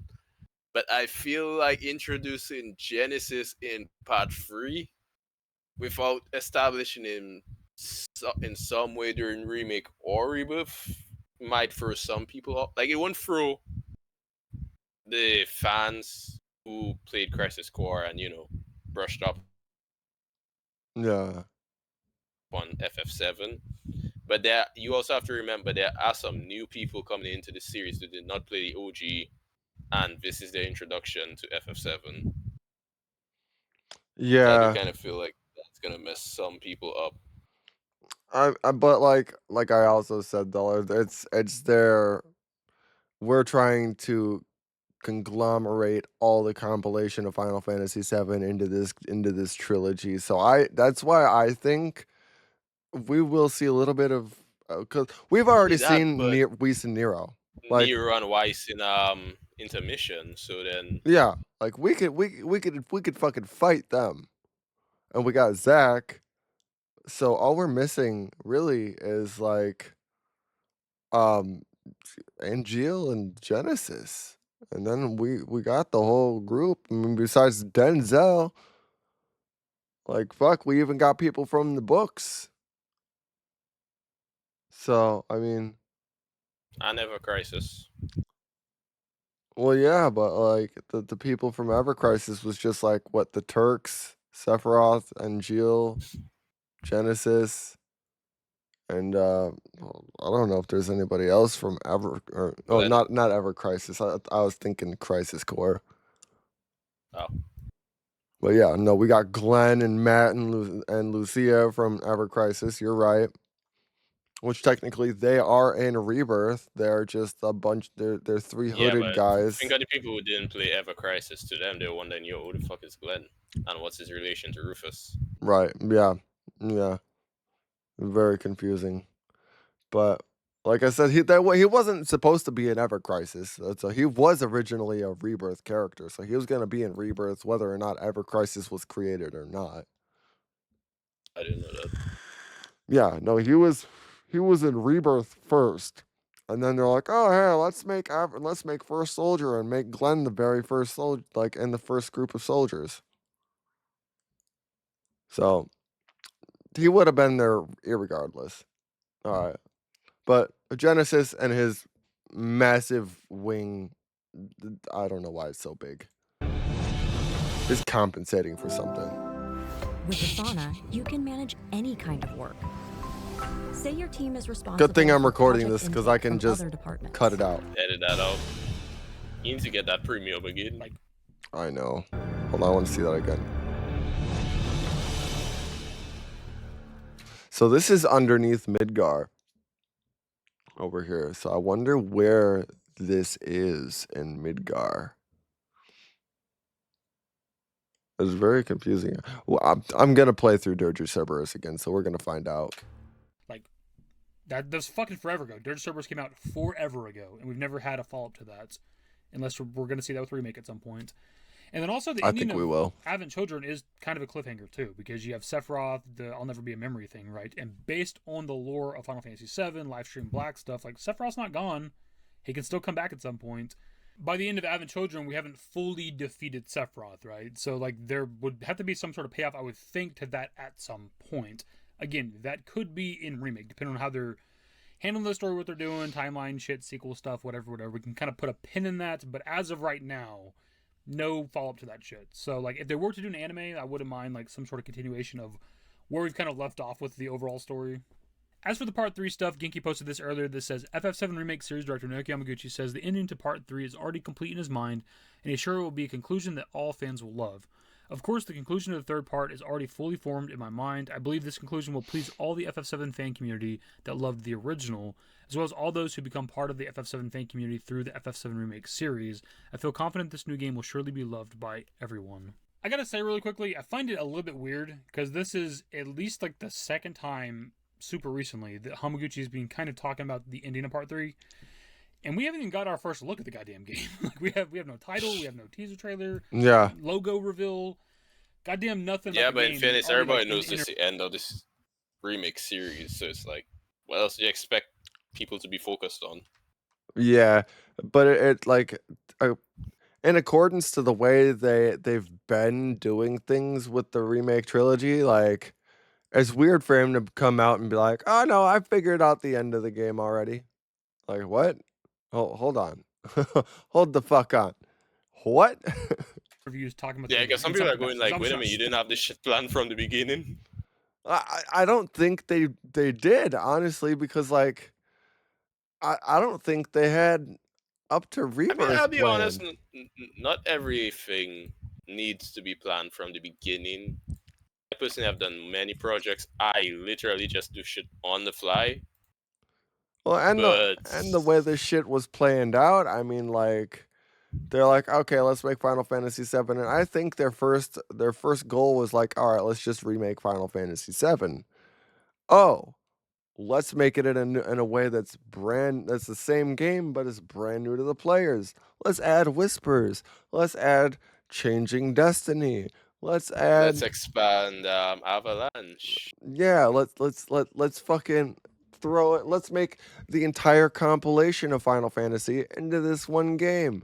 Let's they just keep expanding shit and throwing new shit at it. So like with how much has already changed in the game and how much they've talked about changing destiny and fate, converging worlds, all this weird shit, Omni Aerith, Omni Sephiroth, like I think it would be tough for me as a director to be like, well, how the fuck do I end this now? Like, what's a good ending?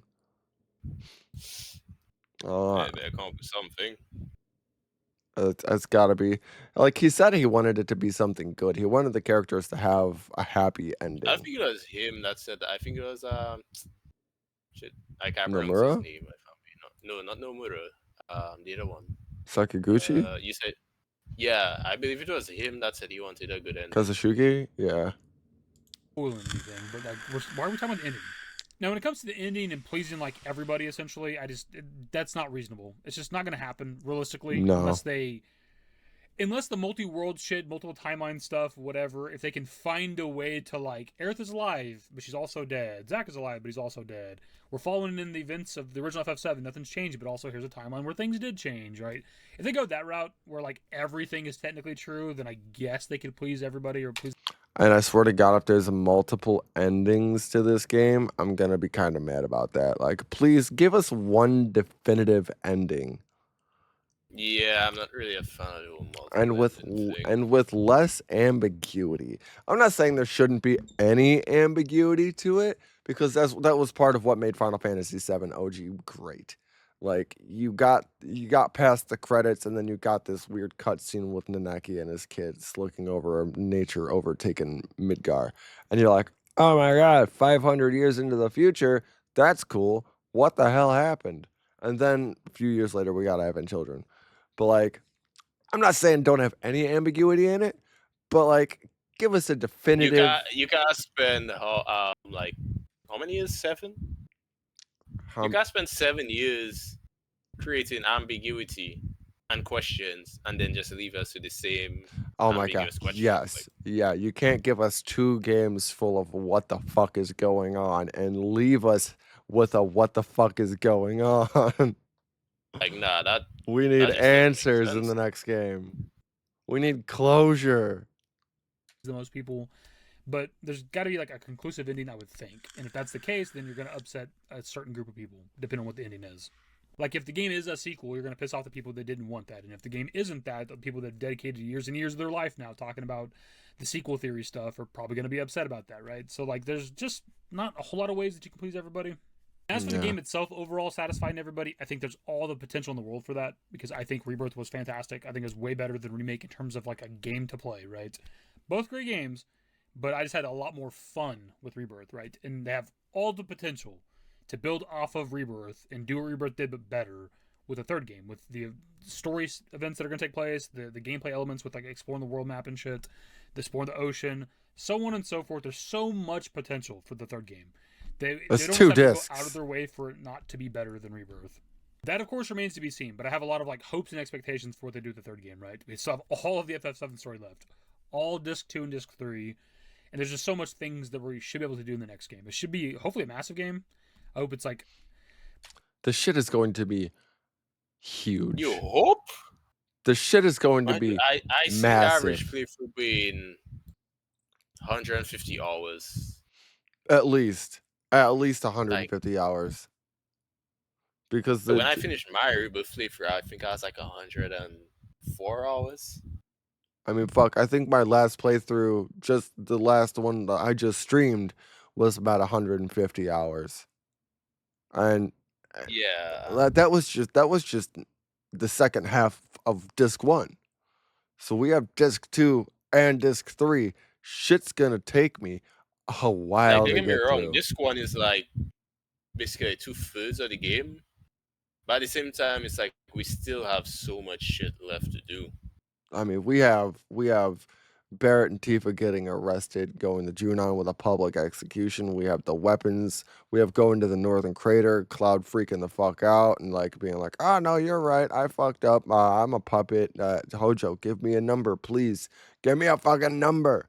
We have Cloud freaking out and like getting lost and like finding him in Medea. We have the Medea cracking open and Tifa and Cloud going into the live stream, following into the live stream sequence. We have fucking fighting the weapons. We have Cloud's rise up moment. We have dude, there's so fucking much. Not to mention exploration with the Highwind, exploration with the submarine, fighting the unlocked weapon, Wu-Tai, the war with Wu-Tai and all that. There's so much to go over in this next game. It is going to be massive. And I can't wait. Knights of the Round. I can't wait. And if I get this video out and published before the VGAs, please come and watch us. I'm going to be streaming the VGAs. As soon as that shit comes on, come to the channel, watch it with us. We will gladly have everybody in. I'll be hosting it, and we will be going absolutely ape shit if we hear something about part 3. The other thing is, you realize they might not give us like anything up until like damn near the end of the show. Oh, right? dude, if they do have something planned for it, I'm positive they're gonna be like, "Oh wait, there's more," and then throw us a fucking, because it's huge. That's such a big part of the gaming community right now. They know this is the last part of the trilogy that they've been hyping the fuck up. It's been massive throughout the years of remake and rebirth. So no, yeah, no, they're gonna rip our dicks off with this one, dude. They're gonna they're gonna just punch us in the face with something like, oh, they didn't show anything. Oh my god, they're showing something. It's gonna be wild. Dude, I hope it's great. I hope it's great. Pretty goddamn long. I hope it's like, I don't even know, 150 hours, 200 hours to do everything type shit. Like, I am down for the biggest game possible that they can He said the same thing we said. 150 to 200 hours. Yeah. do, right? Because it's the last game. When it came to Rebirth, there was a lot of complaints about like the mini games is like a major one, some of the side quests and some of the side content in general, whatever, right? And I, for the most part, have agreed with that stuff, and my stance on that hasn't really changed too much. I get that. I get the mini games and stuff. I prefer to say, if it's for like you going for the platinum and shit, I get it. Like I'm in two minds about it. As a completionist, yeah, it's a pain in the ass. However, if you're a casual person, I don't really see you needing to complain about it because the game isn't forcing you to do the mini games. Yeah, if you're just going through it just for like, I'm playing the game, I wanted to play Final Fantasy VII Rebirth, and like, oh my god, you can skip a lot of shit. You could skip it, but also like, if you're in it for the story, there's so much, dude. Like, if you skip a lot of the side quests and some of the like the mini games and stuff, like, it does end out once you finish it with a nice reward. Like, you get rewarded with a nice cutscene, and I love like, for that example, shit. If you didn't do the proto relics in Cosmo Canyon, you would know Wedge's fate. Exactly. Yeah, you wouldn't get the Avalanche HQ and the Avalanche with the Cosmo Canyon salt thing going on. You know, Jesse getting fucking wasted. You know, it's little shit like that. Like, if you do the side quests and you do the mini games and you finish them, you get rewarded, and that's something I really love. They could have just had you, oh, here's the side quest. That is the reward. No. Yes, 500 gil and a kick in the ass. Yeah, like, oh, there you go. There it is. No, they gave you a reward for doing this shit, which I appreciated. But at the same time, this is the last game of the trilogy, so I kind of want them to just do everything. I'd rather them have a minigame that I'm not necessarily a fan of than just to have nothing. I would certainly prefer a minigame that I enjoy or that I like, but again, it's the last game, dude. So, like, go all out, throw whatever kind of content you want in the game, minigame, side quest, whatever, even if it's not the most satisfying thing in the world to do. Now, with the minigames, they did take into account that, like, a lot of people are bitching about the mini games. Oh, there's too many mini games. There's too many. All this bullshit. They did take that into account. I don't think they're gonna cut down a lot on the mini games in the next game because it's gonna be a fucking huge game. Not make them as apparent. But in the same sense, like, Rebirth was the perfect place to put a fuckload of mini games. It was Disneyland. You're exploring. You're on vacation in Rebirth until like the last segment, the last chapters of the game. You're on vacation. You're going to Costa del Sol. You're playing Queen's Blood. I had something I wanted to say earlier. Is that when you think about it, this game is like Rebirth was basically like this happy-go-lucky, go on an adventure chasing Sephiroth shit. Like, yeah, shit was messed up, but we were all having a good time going to these different places exploring. Yeah. Part 3 is gonna be gloomy as shit. Part 3 like, is... we don't really have time to fuck around with mini games. Part 3 is fucking plot heavy. Plot heavy. I'm saying, like, it makes more sense that Rebirth got so many mini games. Yeah, Part 3, I could. There might still be mini games in Part 3, like the submarine mini game. Obviously, snowboarding. It's like, like even in like Rebirth, when you went to the Gold Saucer, you saw like, oh, this attraction is coming soon, and it was the snowboarding one, all shit like that. So we're obviously gonna get mini games. I don't. That should be like SSX or Cool Borders. Yeah, fucking cool Borders. That show is awesome. But like we're still gonna get mini games, but the part 3, there's so much plot that's going to be going down, dude. Like it's just huge event after huge event after huge event after huge event, and there's gonna be a giant meteor looming above us for half of the game. So like I don't really see a lot of time to be like, let's go have fun. Let's mosey. Yeah, that will happen. Yes, we're gonna be moseying. That's for sure. To be very clear, I absolutely always prefer quality over quantity in kind of any game, right? But Agree. also it's the last game, so fuck it. And really Also quickly, agree. hopping back to the quote from Hamaguchi, he does say like the ending is fully formed in his mind, so maybe that's like a bit of a like hint at like development time type shit. Like they haven't actually like made the ending yet, because he's talking about it being like fully formed in his mind. Like they haven't maybe actually made that yet, but he has like the idea of what it's supposed to be. As always, I might be looking too much into it, but I just thought it was a little bit interesting that he talks about it being fully formed in his mind, as opposed to like, oh, we've already completed making the third game's ending, and I think it'll satisfy the most people or whatever. It's just the wording's a little bit weird. I don't know. Anyways, my dudes, that'll be the video. Of course, pass off to you guys. What are your thoughts on the potential of an FF7 anime? Thank you, Dashing David. Shout out to Dashing David. If you want to watch more of these videos, this is Dashing David on YouTube. Go check out his YouTube channel. I've done another video with Dashing David, and it was the if we might get part 3 next year. So it kind of froze on me, like when you were talking earlier about Hamaguchi and the interviews. It froze for like about a minute. Oh, it froze on you? Yeah, that's why you weren't hearing me or anything for a while. Oh shit, I'll have to check the recording and see if it fucked up anything or not. But alright. You're back though? You're good? Yeah, I'm good. Yeah, it was basically just him saying like, "Oh, I hope that's the game is long. I hope." Yeah, he's talking about Hamaguchi having the ending fully complete in his mind. It might be like it might be a little test of like the development timing. Maybe it'll be coming sooner or maybe it won't type shit, but like we know it's coming 2027. We know it's coming 2027. Like, bro, that is the perfect lineup for it. Yeah, no, that's perfect. All right. So that was just they have an idea of the ending is fully made up in his mind. What it was is that they gave it to Nomura and said, you have homework. Like, do your homework on this. So I think that ending mixed in with Nomura's like touch-ups is gonna be fucking mwah.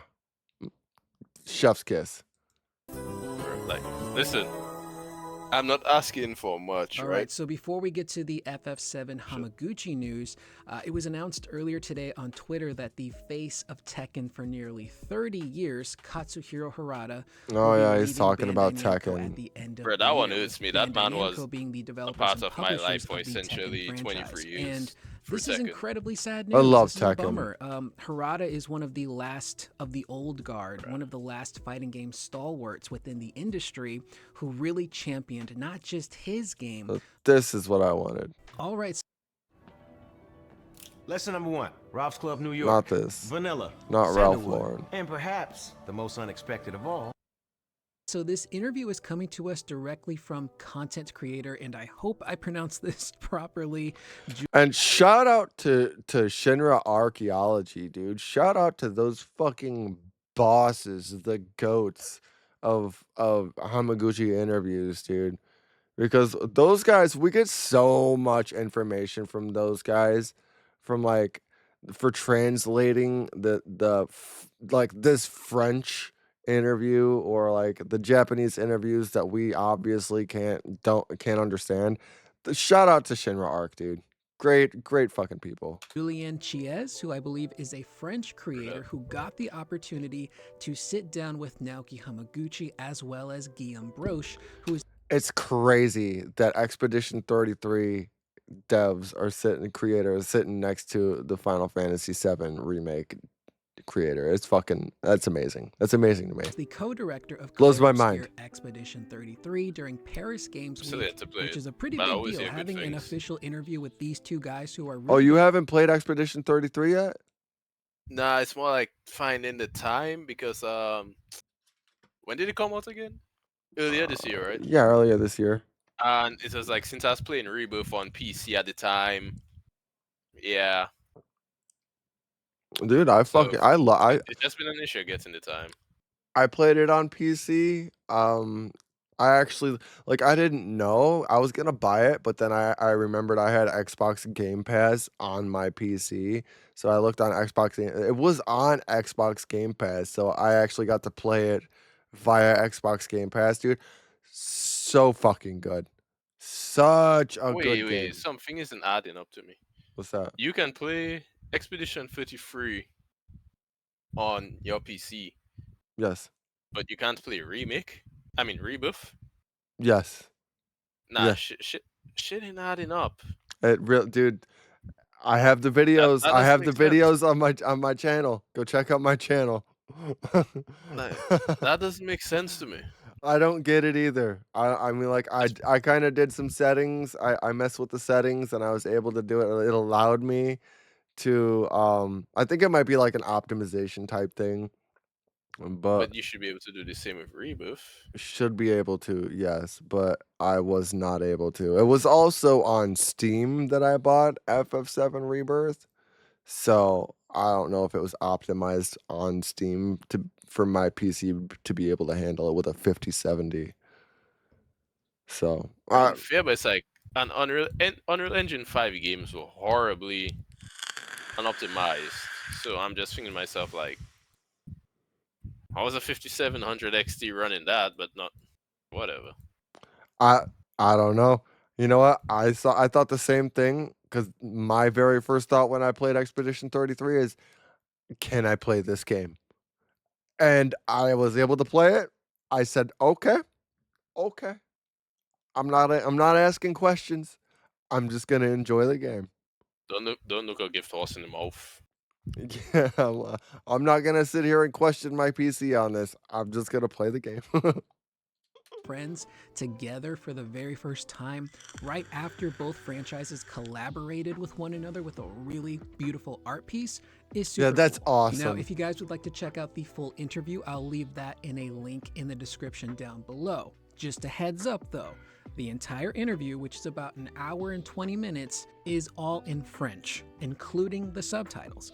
And I don't speak the French, so I had to wait for some translations to come through, and thankfully the folks over at the Shinra Archaeology Department watched the interview. They pulled some Shout of out the more Shinra important Arc. tidbits out and translated them so we can understand what the heck is going on. And we start off first with the name of Part 3.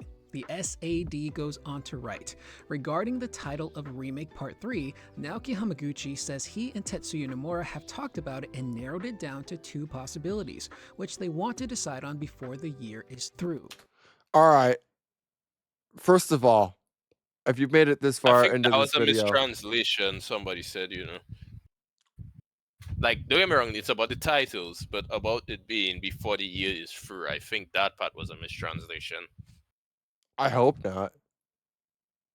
I hope not, because that definitely means like we're getting something at the VGA before the year is Wait, so why through. would you hope not?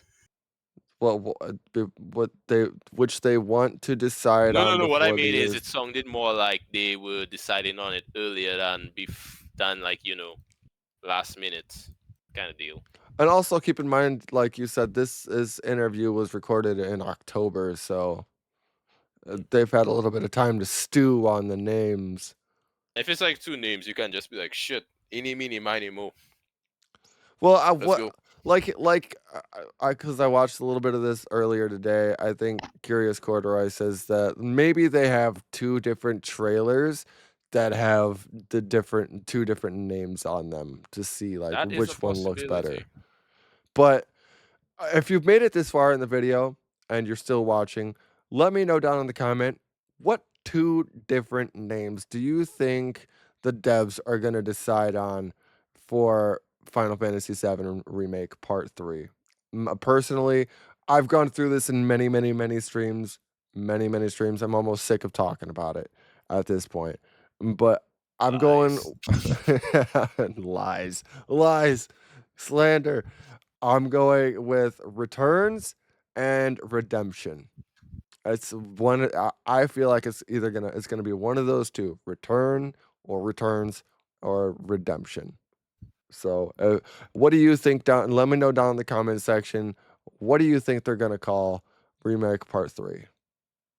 Now, we've covered a lot of info in regards to Remake Part 3. I genuinely cannot remember if they stated at one point that they already knew what the game was going to be called. But as of right now, they've narrowed it down to 2 games. Now, keep in mind, this interview... They did say... I could have sworn they said that last year. They did say in an interview, not in the distant past, that they knew the name. And then they said, Bert, don't you go getting cryptic on me like Sephiroth now. Don't you do it to me.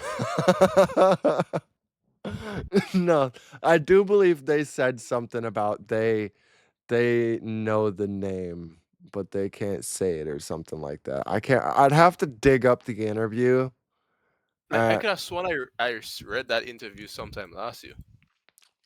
If I can find it, I'll put up a post of it right up here. If it's not there, I obviously didn't find it, but I'm pretty sure they said something about they had a name figured out. So it's weird that they're like, we're good. Maybe they had one figured out, but then tongue-in-cheek kind of thing. Yeah, I feel like it's just a way for them to be like, we're gonna say it at the VGAs. That's just my hopeful brain, though. That's just my hopeless Listen, romantic. hope is the last thing to die, bro. Yeah, dude. Oh my god. But I feel like that's just a way of being like, okay, well, we're gonna have some shit to throw at you guys to bring the fucking hype before the marketing starts. Interview was done back in October, so it's been well over a month since this interview actually took place. But I'm kind of 2 minds about this info in particular. The first one being, if they haven't narrowed down the name of the game just yet, that probably means that the game will not show up at the Game Awards with a title reveal. Because how can you reveal this game without introducing the title first? So that kind of makes me think, yeah, it probably will not be at the Game Awards. Unless, maybe since there is a scenario where they've narrowed it down to 2 titles, maybe they've created 2 different trailers that have each respective title in them, so the one they pick is the one they can air for the Game Awards. Again, it's been some time since they did this interview, so maybe between then and now, they've already nailed down what they want the third. They for sure have the name nailed down. Like I said, we were talking about this off camera earlier, and they wouldn't fucking say something about having 2 names, bouncing around the idea of 2 different names, if they didn't already have it figured out. It's like telling us before, like, oh, well, we're kind of working on executing how the high wind is gonna run and all that. If they didn't already have it fucking figured out. Like, they're not gonna sit here and give us information about a working high wind in the game without already having it fucking figured out. They're gassing us up. They're fucking stroking and joking us over here. They know what they're doing. And it's just their way of being cryptic and trying to get us going and guessing, because that's what they fucking do with these remakes. They're like, I want the guys to talk. So Like, I keep playing my emotions like this. yeah, they're playing on our emotions over here. They know what the fuck they're doing. They have this shit figured out already. Game to be called, and yeah, maybe it could show up at the Game Awards. Myself and a lot of other fans have kind of been throwing around the word return or returns potentially being the name of Part 3. I really like that. That's the one I would go with, but I'm not married to it. You know, I'm open to other possibilities. I believe we were talking about watch them throw a fucking wrench in everybody's plans and have it not be an RE name. Yeah, that'd be so fucked up. Like Final Fantasy VII Remake Part 3 Insidious or Insidious or something like that. Like I told you, I would do that shit just cause. I think it would be so funny. Just everybody's wrong. Everyone's wrong. During one of Subtext streams, somebody threw out the title Relive. I always liked Revengeance, but who knows? But Return is what I kind of lean towards. So this is a really interesting kind of piece of information. Again, going into the Game Awards, we were all kind of hoping that maybe the game would show up there, but based on this, it really truly makes me feel it may not show up. So adjust your expectations accordingly. You shut your Justin mouth. shit. What? Not saying I ain't that Justin shit. Yeah.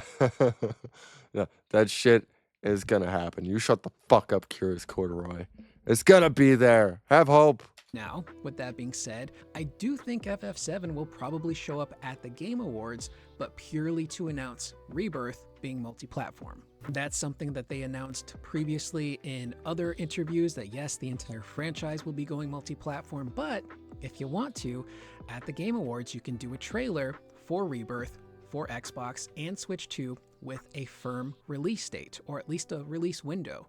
That way, you can have people get excited for Remake, which is coming out in January, Rebirth, which will come out sometime in 2026, and maybe that can help line up some fans, the hype, and anticipation for Part 3 in a proper way. Like, I feel like they're gonna do it the way you said it, and they're obviously gonna throw us information about Remake going to Switch and Rebirth gonna be They will. releasing, and then like they're gonna leave us hanging on the edge of the rope, dude, until they're like, all right, well that's everything, and then they're gonna be like, boom, oh wait a minute, we have That's actually what extra information. Resident Evil did this year, you know. Yeah, Like yeah. everybody was expecting a Resident Evil 9 thing, then they were like, "Oh, y'all just giving us what was that? I think a sale." Then literally at the last minute, they were like, "Boom, bitches, Yeah. we had Yeah. y'all going there for a second, didn't we?" And they kind of did something like that with Rebirth at the State of Play too, Oh, they because did? yeah, because like I was expecting watching the State of Play because there were two of them, and my brain might fail me here, but there was a State of Play for all the other games that were coming out. I can't remember what the fuck they were, but I was expecting to see something about Rebirth there. Not because like, bro, when I tell you, when it came to like trailers and so for Rebirth, I only saw the I think it was Summer Games Fest reveal. Oh yeah. After that, I never bothered looking up anything. See, now All I you are wanted a to know smart was man. I just wanted to know like the release date. I think we got that at the VGAs, and truth be told, I wasn't even expecting anything at the VGAs. Yeah. It just randomly came up, and I was like, "All right, winter 2023." Well, I'll schedule that on my calendar. like I was expecting something for Rebirth at the State of Play, and we didn't get shit for it until the very end of it. And they were like, I think Rebirth got its very own State of Play segment a little bit later. I think it was like either a day or like a week later or something like that, to where Rebirth got its own fucking State of Play. And I was So yeah, And at the end of that State of Play, they were like, oh yeah, and by the way, there's a playable demo out now. Like, oh, dude. Could you imagine? Could you imagine if they drop a fucking demo, dude? I Ah, highly doubt it gets in a demo this early though. the possibilities are endless. But I'm thinking to myself, like, what would the demo like? Where would you have the demo take place? It would be, I would Usually, think it would okay. be another flashback. No, here's the thing. Based on track history, the demo is literally always the beginning of the game. Because there was a demo for Remake, and there was a demo for Yeah, but the thing Rebirth. There is, was two Remake demos for demo was Rebirth. literally the first mission Yeah. up to the Scorpion. Rebirth was literally the first mission of the flashback. And Junon. Yeah, so wait. There's Wasn't that like a closed doors demo though? there was they started off with the flashback demo in Nibelheim, and then a little like a month later they dropped another demo for the under Junon area. Really? Yeah, I didn't know that. Well, like I said, I stayed away from everything, so you're a smart man. You're a smart man. I could not. I watched like every I know fucking. I probably won't do it this time around. It's But I literally said all I want to know is They gave me the reveal trailer. After that, I said, all I want to know is give me the release date. Then After VGAs happened, and I was like, all right, I'm good to go. I don't need anything else.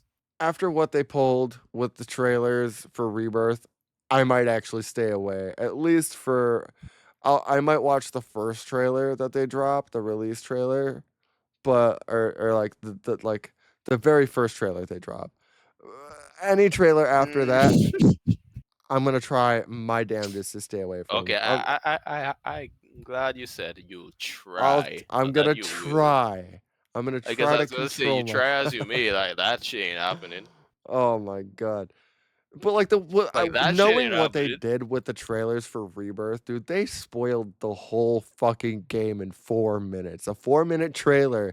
They put the entire game in that shit. Yeah, it's a messed up thing. I didn't even stay away from it because I thought of spoilers. I was just like, I do not want to see anything, even though I like it would be something that's in the OG and for sure it's obvious. I just wanted to experience the thing for myself. I even remember like just going onto YouTube to watch like a Papa Meat video or something like that. Oh And shit! Yeah, and the I algorithm can screw you over. and yeah, no, I'd be scrolling and on my like for you like you might be interested in type shit. I'd see a video like the thumbnail is fucking like Sephiroth Reborn, goddamn what the hell is he called? Bizarro Sephiroth. And I'm like, I don't want to see this. I don't want to see this. I don't want to see this. No, no, no, no, no, no, no, no. No, I you remember can't like do that to me. a thumbnails. No, was it a thumbnail? Yeah, it was a thumbnail that spoiled Last of Us for my cousin. The thumbnails, dude, they're deadly. They're And look, deadly. today, they just kind of spoil RE9. Like, are you interested in Resident Evil games? Yeah. Oh, then I was gonna tell you like what the spoiler was, but What was it? Because you sure you wanna know? I haven't played RE9 yet. Well, it's not out yet. Oh no, no, no, no, it's not. What was the newest Resident Evil that just came out? That would be. What was that one? It was a RE4 remake, wasn't it? Yeah, it was RE4 remake. Yeah, the 2 years ago. remake. But 9 is coming out in February. Oh, okay. Oh, Jesus Christ. So that's why if you want, I can tell you what the spoiler is. Chances are you're gonna see it anyhow, because I literally didn't search a damn thing Resident Evil related. Well, hold on. In like months, and everywhere I go today, it was literally that spoiler. Spoiler alert! Spoiler alert! There will be spoilers for Resident Evil 9. Okay, there you go. Now, Yeah, there we go. so they confirmed Leon is going to be in it. Oh shit! That's a spoiler. Yeah, because like everybody just thought it would be Greece, but it's like there was speculation Leon would be in it, right? Okay. But now it's literally just confirmed that yeah, Leon is going to be in that shit, and you can fucking thank Sony for that shit. Good old Sony. All right, that's fucking awesome, dude. That's awesome. Can't wait. I still need to play the remake of 4.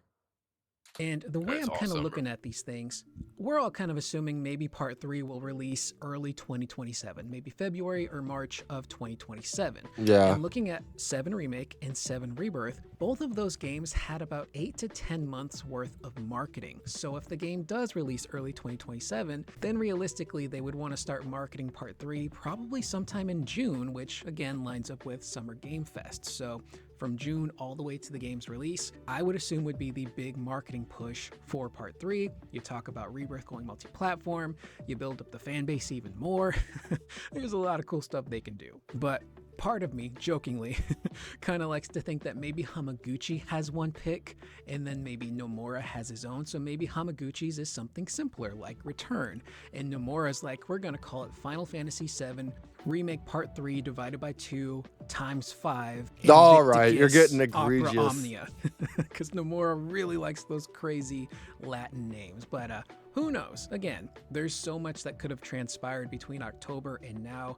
They could have nailed down that title. We don't know. Up next, Hamaguchi talks about the Highwind gameplay experience essentially being complete. Hamaguchi would go on to say, I personally, as far as delivering an experience to players over the course of the trilogy, have never had any intention to make all 3 games into the same experience using the same design. For the first game, we wanted to really establish this as a remake and get that definition down. And then with part 2, we wanted to expand things further and include this open world experience, scaling up the experience from the previous one, like you said, and then continuing on with part 3. We wanted to offer a new experience, a new scale to players, and that escalation I think is really linked to the success of this project.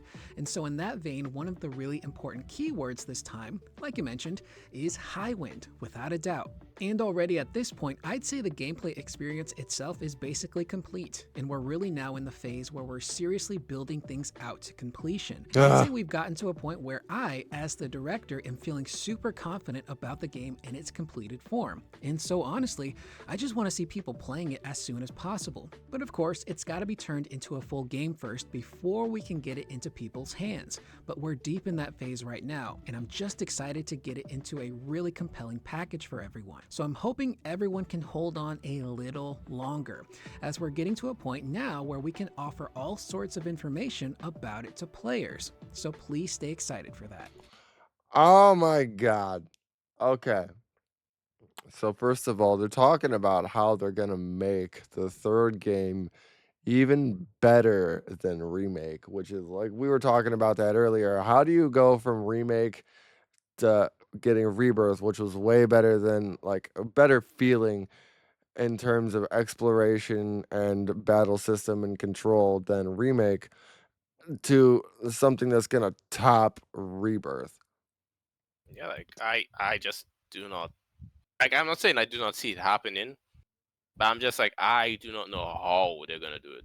Yeah, it's gonna be. Like I feel like they will surprise me, It's but I definitely just gonna don't be know how. surprising, dude. I think with the exploration, because I mean, like, think about it. We start off and like spoilers, obviously spoilers. I need to put a spoiler alert in the beginning of this video because it is.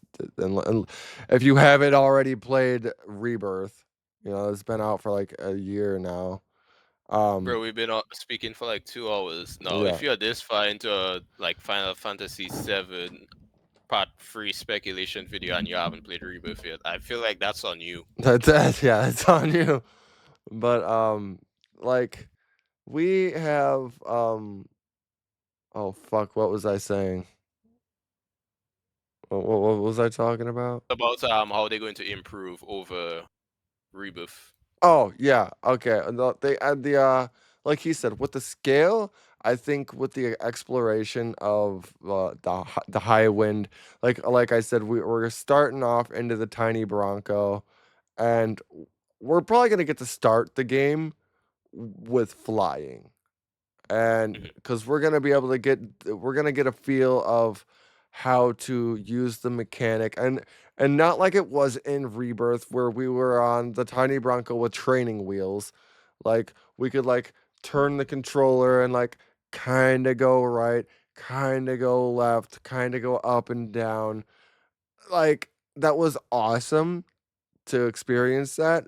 But this time we're not gonna have training wheels on. We're not gonna be stuck on. Yeah, it would be kind of weird for someone to be in like part 3 of a series and need to be like taught how to do this shit. Like, come on now. Well, yeah, but like it's gonna be like a tutorial type thing of learning the No, a mechanics. tutorial is understandable, but it's like, come on, you should know how to, navigate this by now. Yeah, yeah. But beyond that, like we're gonna be able to the scale of making it better than Rebirth. Like we got, you tend to upgrade the game through tech. So like you progress and you get like your chocobo, and then you progress and then you get your buggy, and then you progress and then you get the tiny Bronco, and then you progress and then you get the high wind, and then you progress and then you get the submarine, and then you progress and then you get the fucking super awesome double turbo boosters on the high wind. You know, so like in terms of progressing and upgrading, the scale of how much better the game is gonna be in terms of Rebirth is gonna be tied to the exploration, no doubt. My my question is, how is it gonna be a better battle system? How is it gonna be? Obviously, the plot is gonna be one of the best parts about the game because it's gonna be super story heavy. And anybody like me, I am a story whore. I'm a little story slut. Fucking spoon feed me that sweet, sweet story. Cause I am here for it, dude. Read me a little Final Fantasy VII Remake Part 3 bedtime story. Cause I'm here for it. But like, honestly, we get a taste of how it's gonna be better than Rebirth by playing Rebirth and Remake. So I feel like it's gonna be the same experience that we've had already, just in a Just expanded better, upon. yeah, just in a better wrapped up package.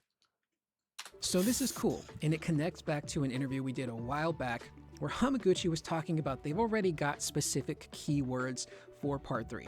And just to add some context, you look at Rebirth, for example. One of the keywords for Rebirth was bonds. And in that game, you see the characters really bond with one another. Their friendships grow in cutscenes and side quests and combat.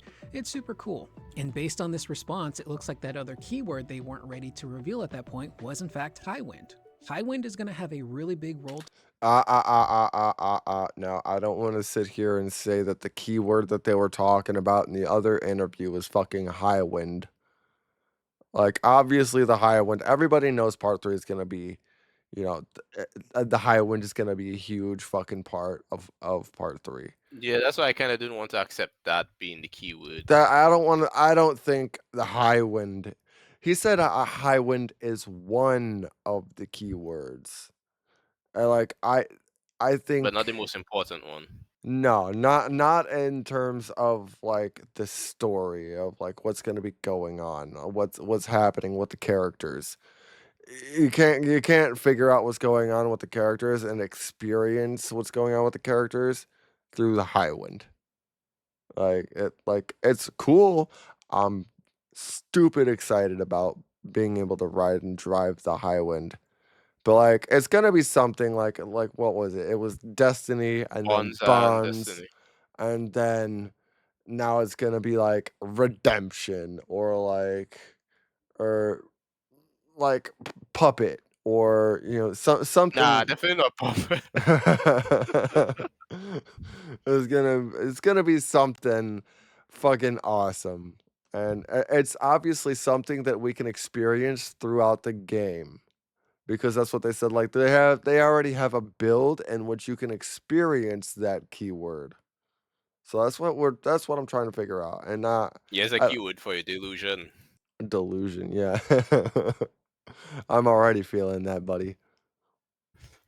Nah. We ain't delusional about Thursday, man. No. I'm hyped. I'm super hyped. And that's the keyword. Hype.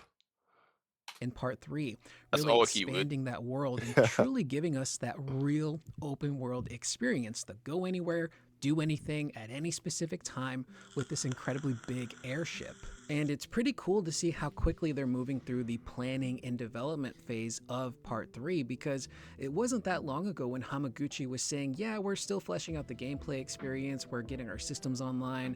They had some rough playable builds of Part 3, and now he's just straight up saying like, yeah, our gameplay experience for Part 3, that's pretty much done and figured out. Now we're just about to build the game. Now we just put it together and finalize it to completion, which is the actual development process of this game just getting started. And some people might hear that and go, oh, that means the game is really far away. And it could be, but I don't think the development process for this game is actually going to take as long as the previous two games. I don't think it's going to take that long. I mean, obviously, we said, it's probably still going to be about a year before we get the game. Yeah, but and usually the last year is more polishing, to be honest. Yeah, they started development on this game literally like while they were working on Rebirth too. Like when they were polishing up Rebirth, they were working on part 3 already. Like they knew damn well to like and I think a good part of that also is Hamaguchi and the team are getting fucking sick of this shit. Like it's what 8 years of every single day just nonstop grinding, having Cloud Stripe stare you down in the fucking face every single day, just going and coding, Some people working would pay on for that. story, writing.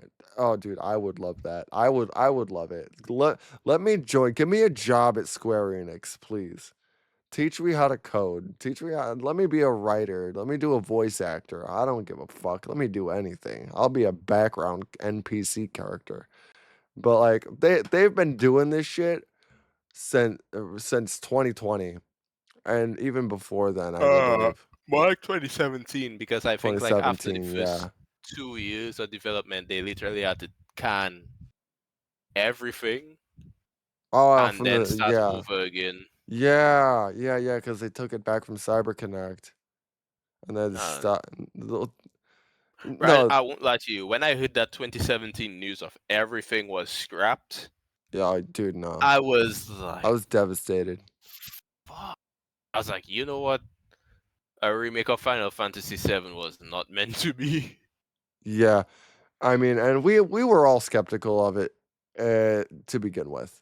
Like we are all kind of like we really want it, but will it be good? Will it live up to the name that we like? Will it live up to the expectations that we all had for Final Fantasy VII remake? I And mean, it surpassed mine. oh, I had high hopes for it, especially when I heard that the devs were working with the original devs. That's what really gave me the high expectations for it. But I think it's gonna be great. I think it's gonna be great. Because so much of the world that's going to be in Part 3 has already been built and established with Rebirth as well as Remake. And I mention Remake because a lot of us forget Midgar. This whole huge linear structure of Midgar was in Remake, and that Another thing, I'm sorry to keep pausing No, and feel free, bro. yapping on, but another thing too with the development is that like fucking 3/4 of the world is already built. So they're taking all of those faculties, and just pushing them into the next game. They already have like 3 continents of the game already fleshed out and made. Bro, I just realized What? Rebirth was already so huge in size. I know. Oh, fuck. Remember when we were talking about the map shit, dude?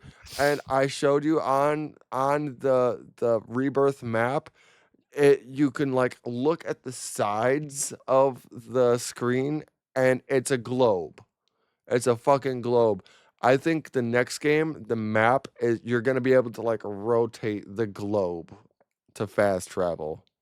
Yeah, I also thought that too when was first playing the game, because I was like, one, this world is not as big as, sorry, this globe is not as big as OG, and two, the way how it looked kind of round, it kind of felt like it was something that's meant to be turned. Like, hang on a second. Yeah, there we go. That's what I want. Yeah, like that doesn't really look. Well, I mean, I was looking at the OG map, but yeah, like that looks spherical. And Yeah, if you look at the outline, you can see it you like can see around near the space. names and so. Like behind like the names, the regions and stuff. You can see stars. You can see all that and like we can't even see the top of the fucking planet. Exactly, and we're supposed to be even going We can't north. we can't see the bottom of the planet either. And all of this is clouded up. Down here is Medeal. And what's it called? Rodeo? Yeah, Rodeo. And up here, so here's Nibelheim and all that. This is Rocket Town right here. Right there. We got Rocket Town. So And then the northern crater is north of Northwood, right? north of Northwood, so it would be up here, buddy. Like Even we, further, actually, probably. yeah, no, north, because they said North Pole.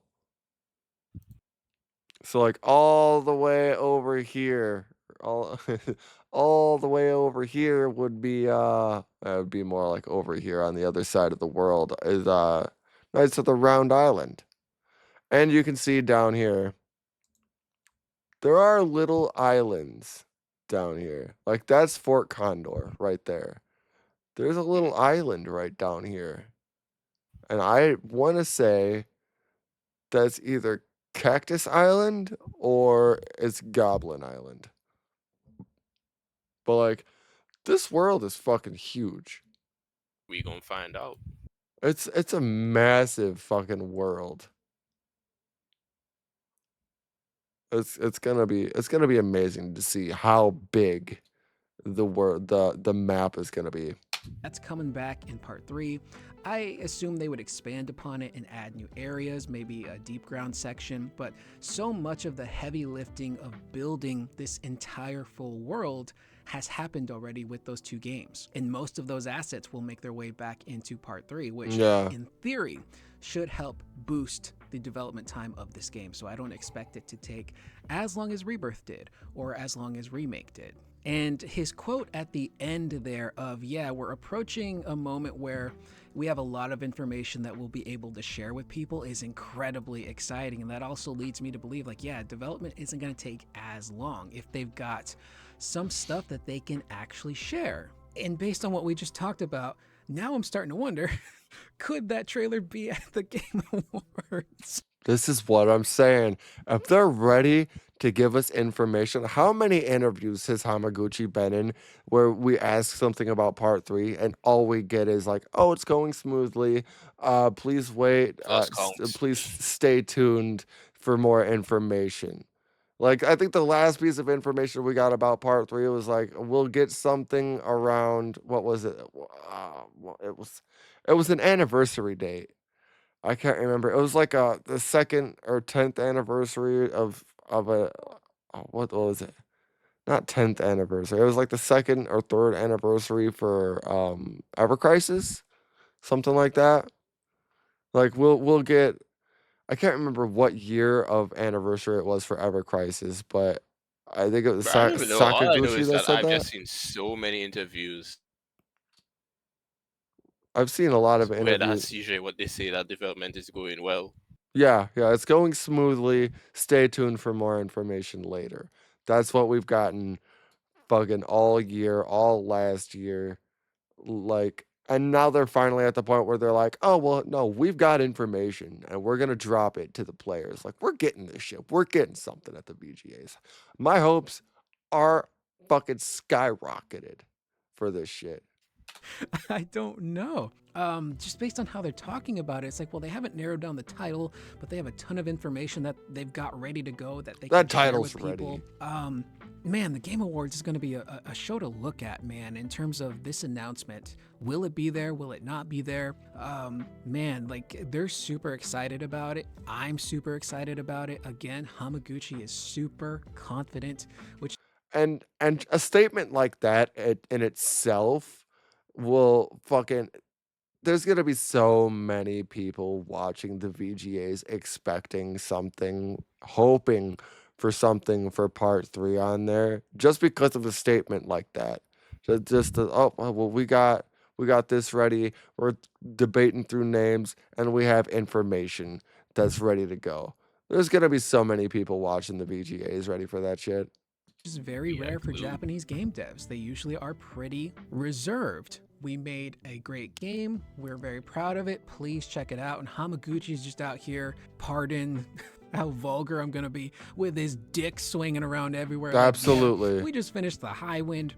We gotta just put this game together now. We got a ton of information. Like, it's gonna be incredible. As he should. My God, man. They're moving really, really quick. And I mentioned this in one of my reaction videos, but before you know it, we're gonna be playing the game. It's probably gonna be that quick of a transition where we're gonna get interview, trailers, and then boom, the game's just going to be here. And based on this structure, I think the whole marketing and release thing, like I said before, it's probably going to start in June, which means that it may emulate the release strategy they had for 7 Remake. In 2019, in May, we had that State of Play, which gave us the first revealed trailer, proper revealed trailer, that Good is old for State of 7 Play. Remake. And then they teased, hey, more info coming in June, to which we had that incredible E3 Square Enix Live 2019 presentation, which if you'd like to learn more about that, I did do a recent video talking about that presentation, what the hype was like going into it, how everyone in the community was acting. So if you'd like to check that out, I'll link that in the description as well as the upper right hand corner of this video. I think the video came out really great, and it's just really fun to be able to share, especially for newcomers to the franchise, what it was like back then as we were anticipating this title. But Part 3, I think, could very much emulate that release strategy. Tease something in May with a trailer, The and then return go all draws out closer. in June, maybe at Summer Game Fest, or maybe their own sort of presentation where they're like, hey, this is Part 3, Rebirth's coming very soon. Hopefully everyone will get on board and check out the finale when it comes out. But again, just going back to the Highwind, I'm just so excited to see what they do. This airship is huge. The world would have to then be very, very big too to justify using a ship that size. And the zones we got in Rebirth are plenty big. And now filling out the rest of the world with all of the areas that we have yet to visit, it just makes me wonder if those areas in particular are going to be bigger than the zones we got in Rebirth to not only accommodate the Highwind, but make it feel bigger and grander as we are traversing it.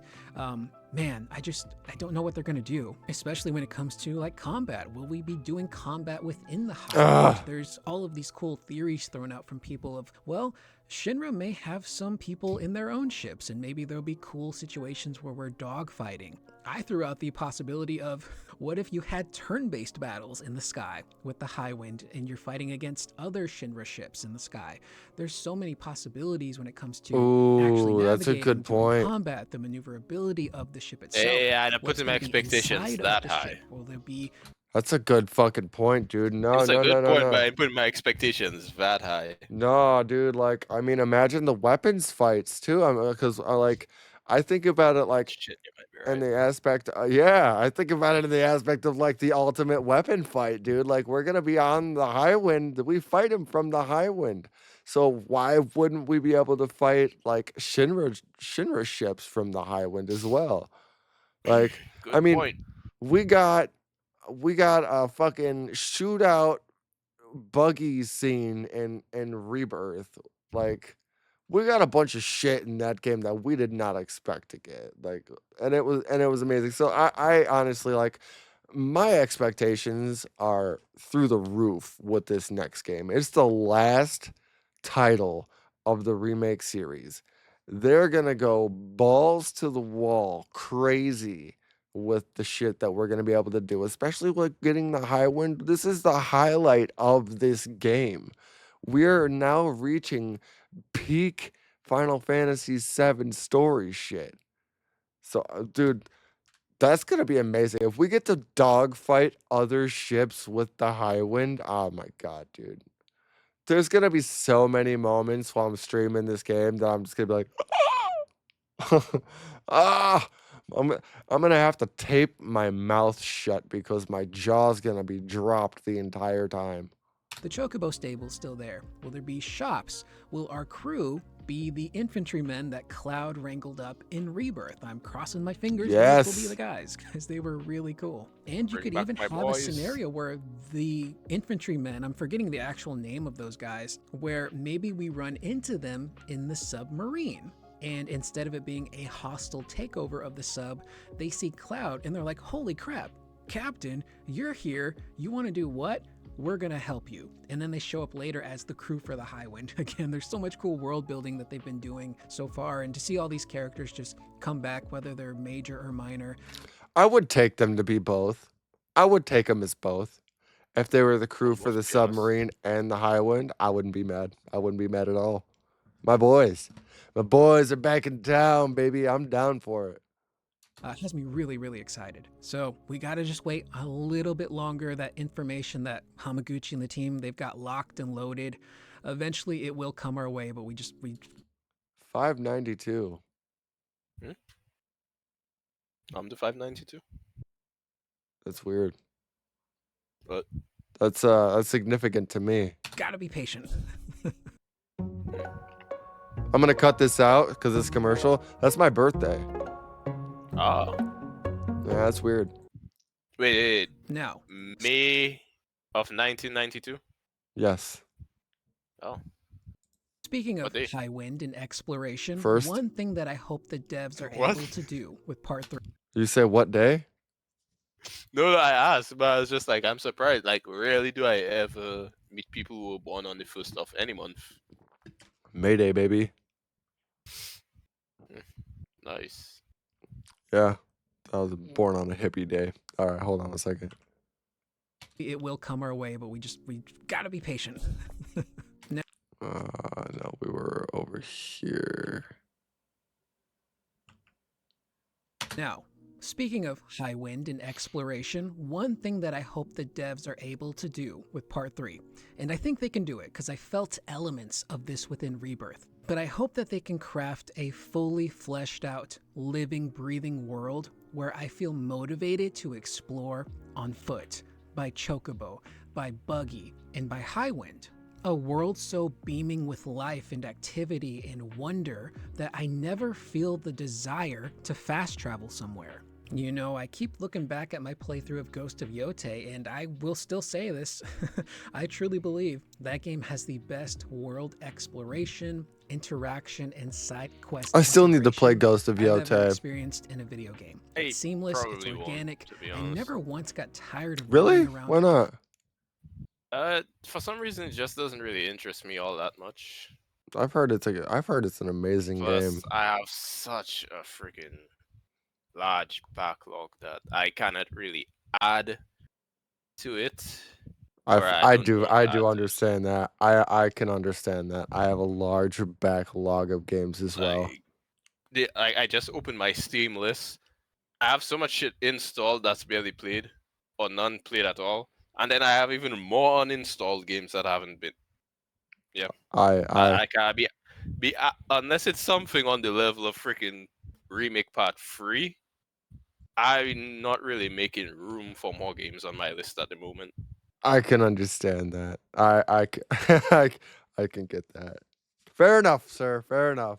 Foot or by my horse. The world and its activities were so well designed that I can only count a handful of times where I actually fast traveled. There was always something or someone off in the distance where I'm like, you know what?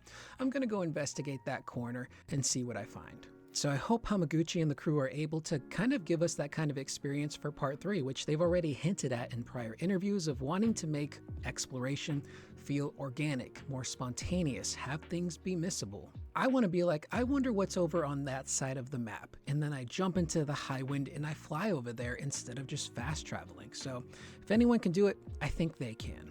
And with that, we have reached the end of the video. Again, I'll leave a link in the description down below to Julian's video where he interviews Hamaguchi and Guillaume Broche. Super cool. Really feels like a really big event. And again, these are two guys who are genuine friends with one another and like just kind of talking shop when it comes to game development and just really inspiring one another. And I think that's a really great positive image to move forward with because, you know, obviously online, I try to stay away from it, but there is that toxicity that can be there where, you know, people like to crap on one thing or over the other and compare, which, you know, valid criticism is fine. Think of a certain someone. But, you know, it's just cool to see these guys lead by example of like, hey, like we're actually friends and we like each other's games and we inspire one another. So that's something cool and positive to, you know, take into the future. But with that being said, let me know in the comments down below. What do you think? I have a few questions. What do you think part 3 is going to be called? Second, do you think, based on the information in this video, that we will get a trailer for part 3 at the Game Awards? Third, I want to hear what you guys think about the high wind. How do you think we're going to use it? Do you think it's going to be involved in combat? I want to know all the things. Let me know in the comments down below. If you made it this far into the video, I would appreciate if you click the like button. And if you want to hear more, you can subscribe to stick around. And I'm learning more about this thing called a hype button, which I think that's the end of it. It's a curious corduroy video if you wanted to check out more Curious Corduroy.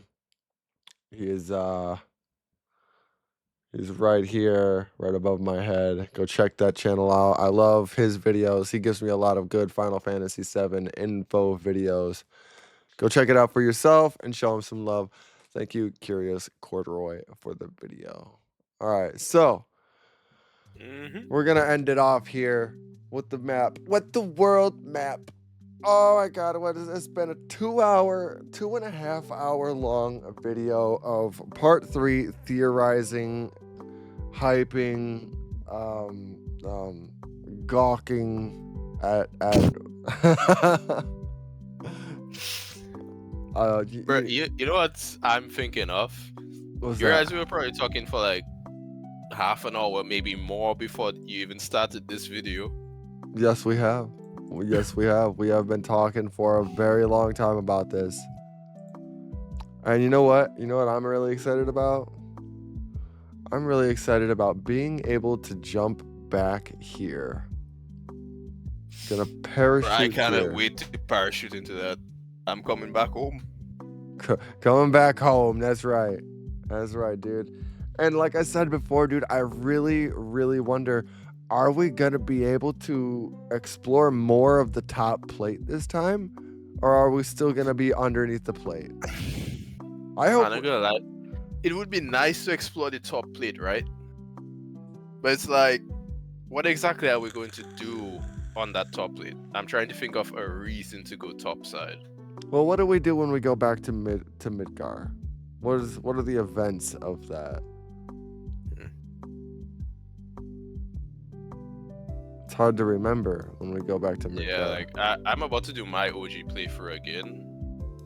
We see the weapon, because the Sister Ray playthrough, the Sister Ray cannon is connected to the reactor, and the weapon comes through and like it starts shooting at the Shinra tower, blasts the hell out of Rufus's office. He doesn't flinch. Awesome How the shit. fuck did he even survive that? That's a goddamn good question. And then they shoot the Sister Ray cannon, laser beam mode this time, and that disables the shield that is around the northern crater. After that, we go and we kill Hojo. Again, I still just trying to think of like why, like we can't just go topside for going topside's sake. I hope we and are then able the to. question I would have is like, which sector would we go topside for? I hope we have all access to any of them. Oh. I hope. As much as I would love that's adding development time right there. It is adding development time. Wait, we could definitely go back topside sector 4. Jesse's parents' house. Yeah, we could go back there. We could definitely go back there. That was the only time we've been up topside, though. Yeah, but not only that, but since they can reuse the assets, Yeah. although technically speaking, we were topside in chapter 15 of remake. Yeah, it's technically. Just that's the topside they dropped. I remember playing that chapter and looking outwards towards the background and being like, soon. Bro, I was like, soon. damn, y'all fucked shit up. Soon we'll be able to explore the grasslands. It's crazy to think that entire time the grasslands was just a little bit away, dude. It was not that far away. There's calm. Yeah, like it's funny. It's like the world feels overwhelmingly large, but feels compact at the same time. I have no idea how they managed to do it. Yeah, like we could, and it's cool too. One major thing that I really love about this game is that I could go from Calm all the way to Junon, take a boat, go over to Costa del Sol, walk all the way from Costa del Sol all the way to Cosmo Canyon, or all the way to Gingaga. No, you can go all the way to Gungaga. Like you can walk from Costa del Sol to Cosmo Canyon. Yeah. Like that's the only one. Like Oh yeah, Cosmo we Canyon needed. and We needed. Nibelheim, Yeah. you definitely need to fly. Yeah, we needed to fly to Cosmo Canyon. But to Gingaga. Dude, I'm so. Shit. I'm ready to just like drop out of the highway with my buggy ready to go. Oh my god, dude, yeah. I'm so curious too, dude. Like, we get a little bit of the continent up here. We get a little bit of this area off of the map. It's not like I we wonder can why see they covered anything. it so much in the woods though. I think they covered it because I think there might be some stuff over here. Unless they just had like a giant massive cloud. They're like, fuck it, just throw a giant cloud over this entire spot, because obviously they needed to cover up anything above this part, which like.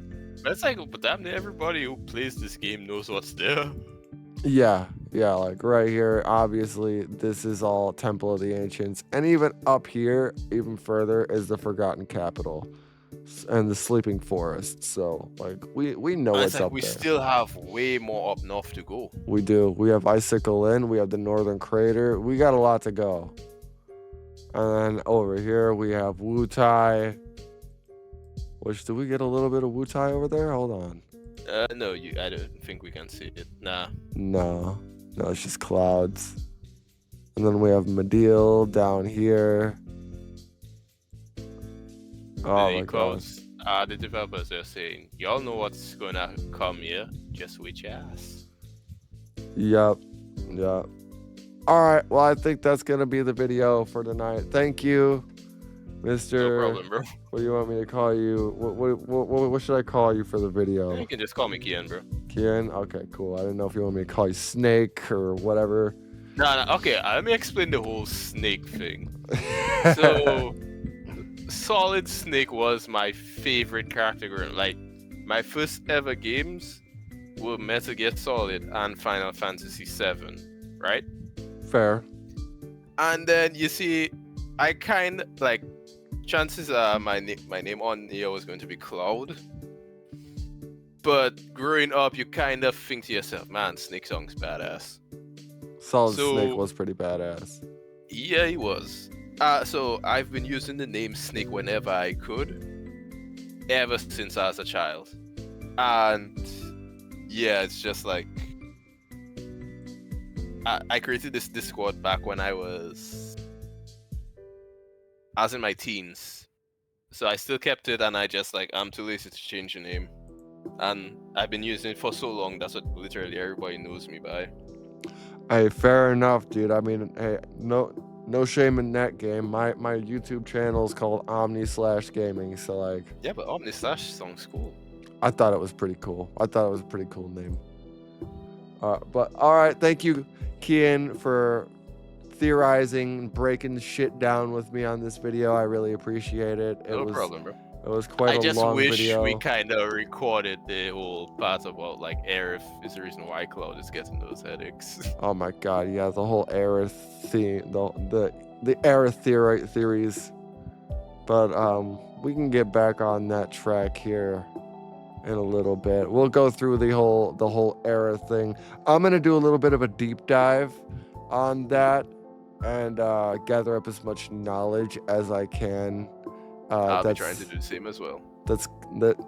Especially all the confirmed knowledge that I can about Remake and Rebirth on all of that, because it is very, very confusing trying to distinguish the differences between regular Aerith, Omni Aerith, who's what really and where. They don't leave me questioning things after the end. I really don't think they're gonna leave us questioning. They like I said earlier in the video, we've had 2 full games of what the fuck is going on. I don't think they're gonna leave us with another game full of what the fuck is going on here. You'd be surprised. Next year they'd be like, That "You is guys really scary. want to know what happened?" Yeah. Find out Well, in wait for Final part 4. Fantasy VII Remake Part 4. And then next thing you know, 20 years later, when we're all old and grey, they're gonna be like, "Yeah, so Remake Part 2 is coming out. We're really going to explain what happened this time." Yeah, this is just the first trilogy. The second trilogy coming in 2056. Bro, I'd be old as shit. All right, buddy. Well, thank you for theorizing with me. Yeah, It was no a problem. pleasure. I'm sure we'll get together before part 3 drops. Yeah, I'm pretty sure we're gonna have a shitload to discuss before part 3. Between now and part 3 coming. Absolutely. We could talk through.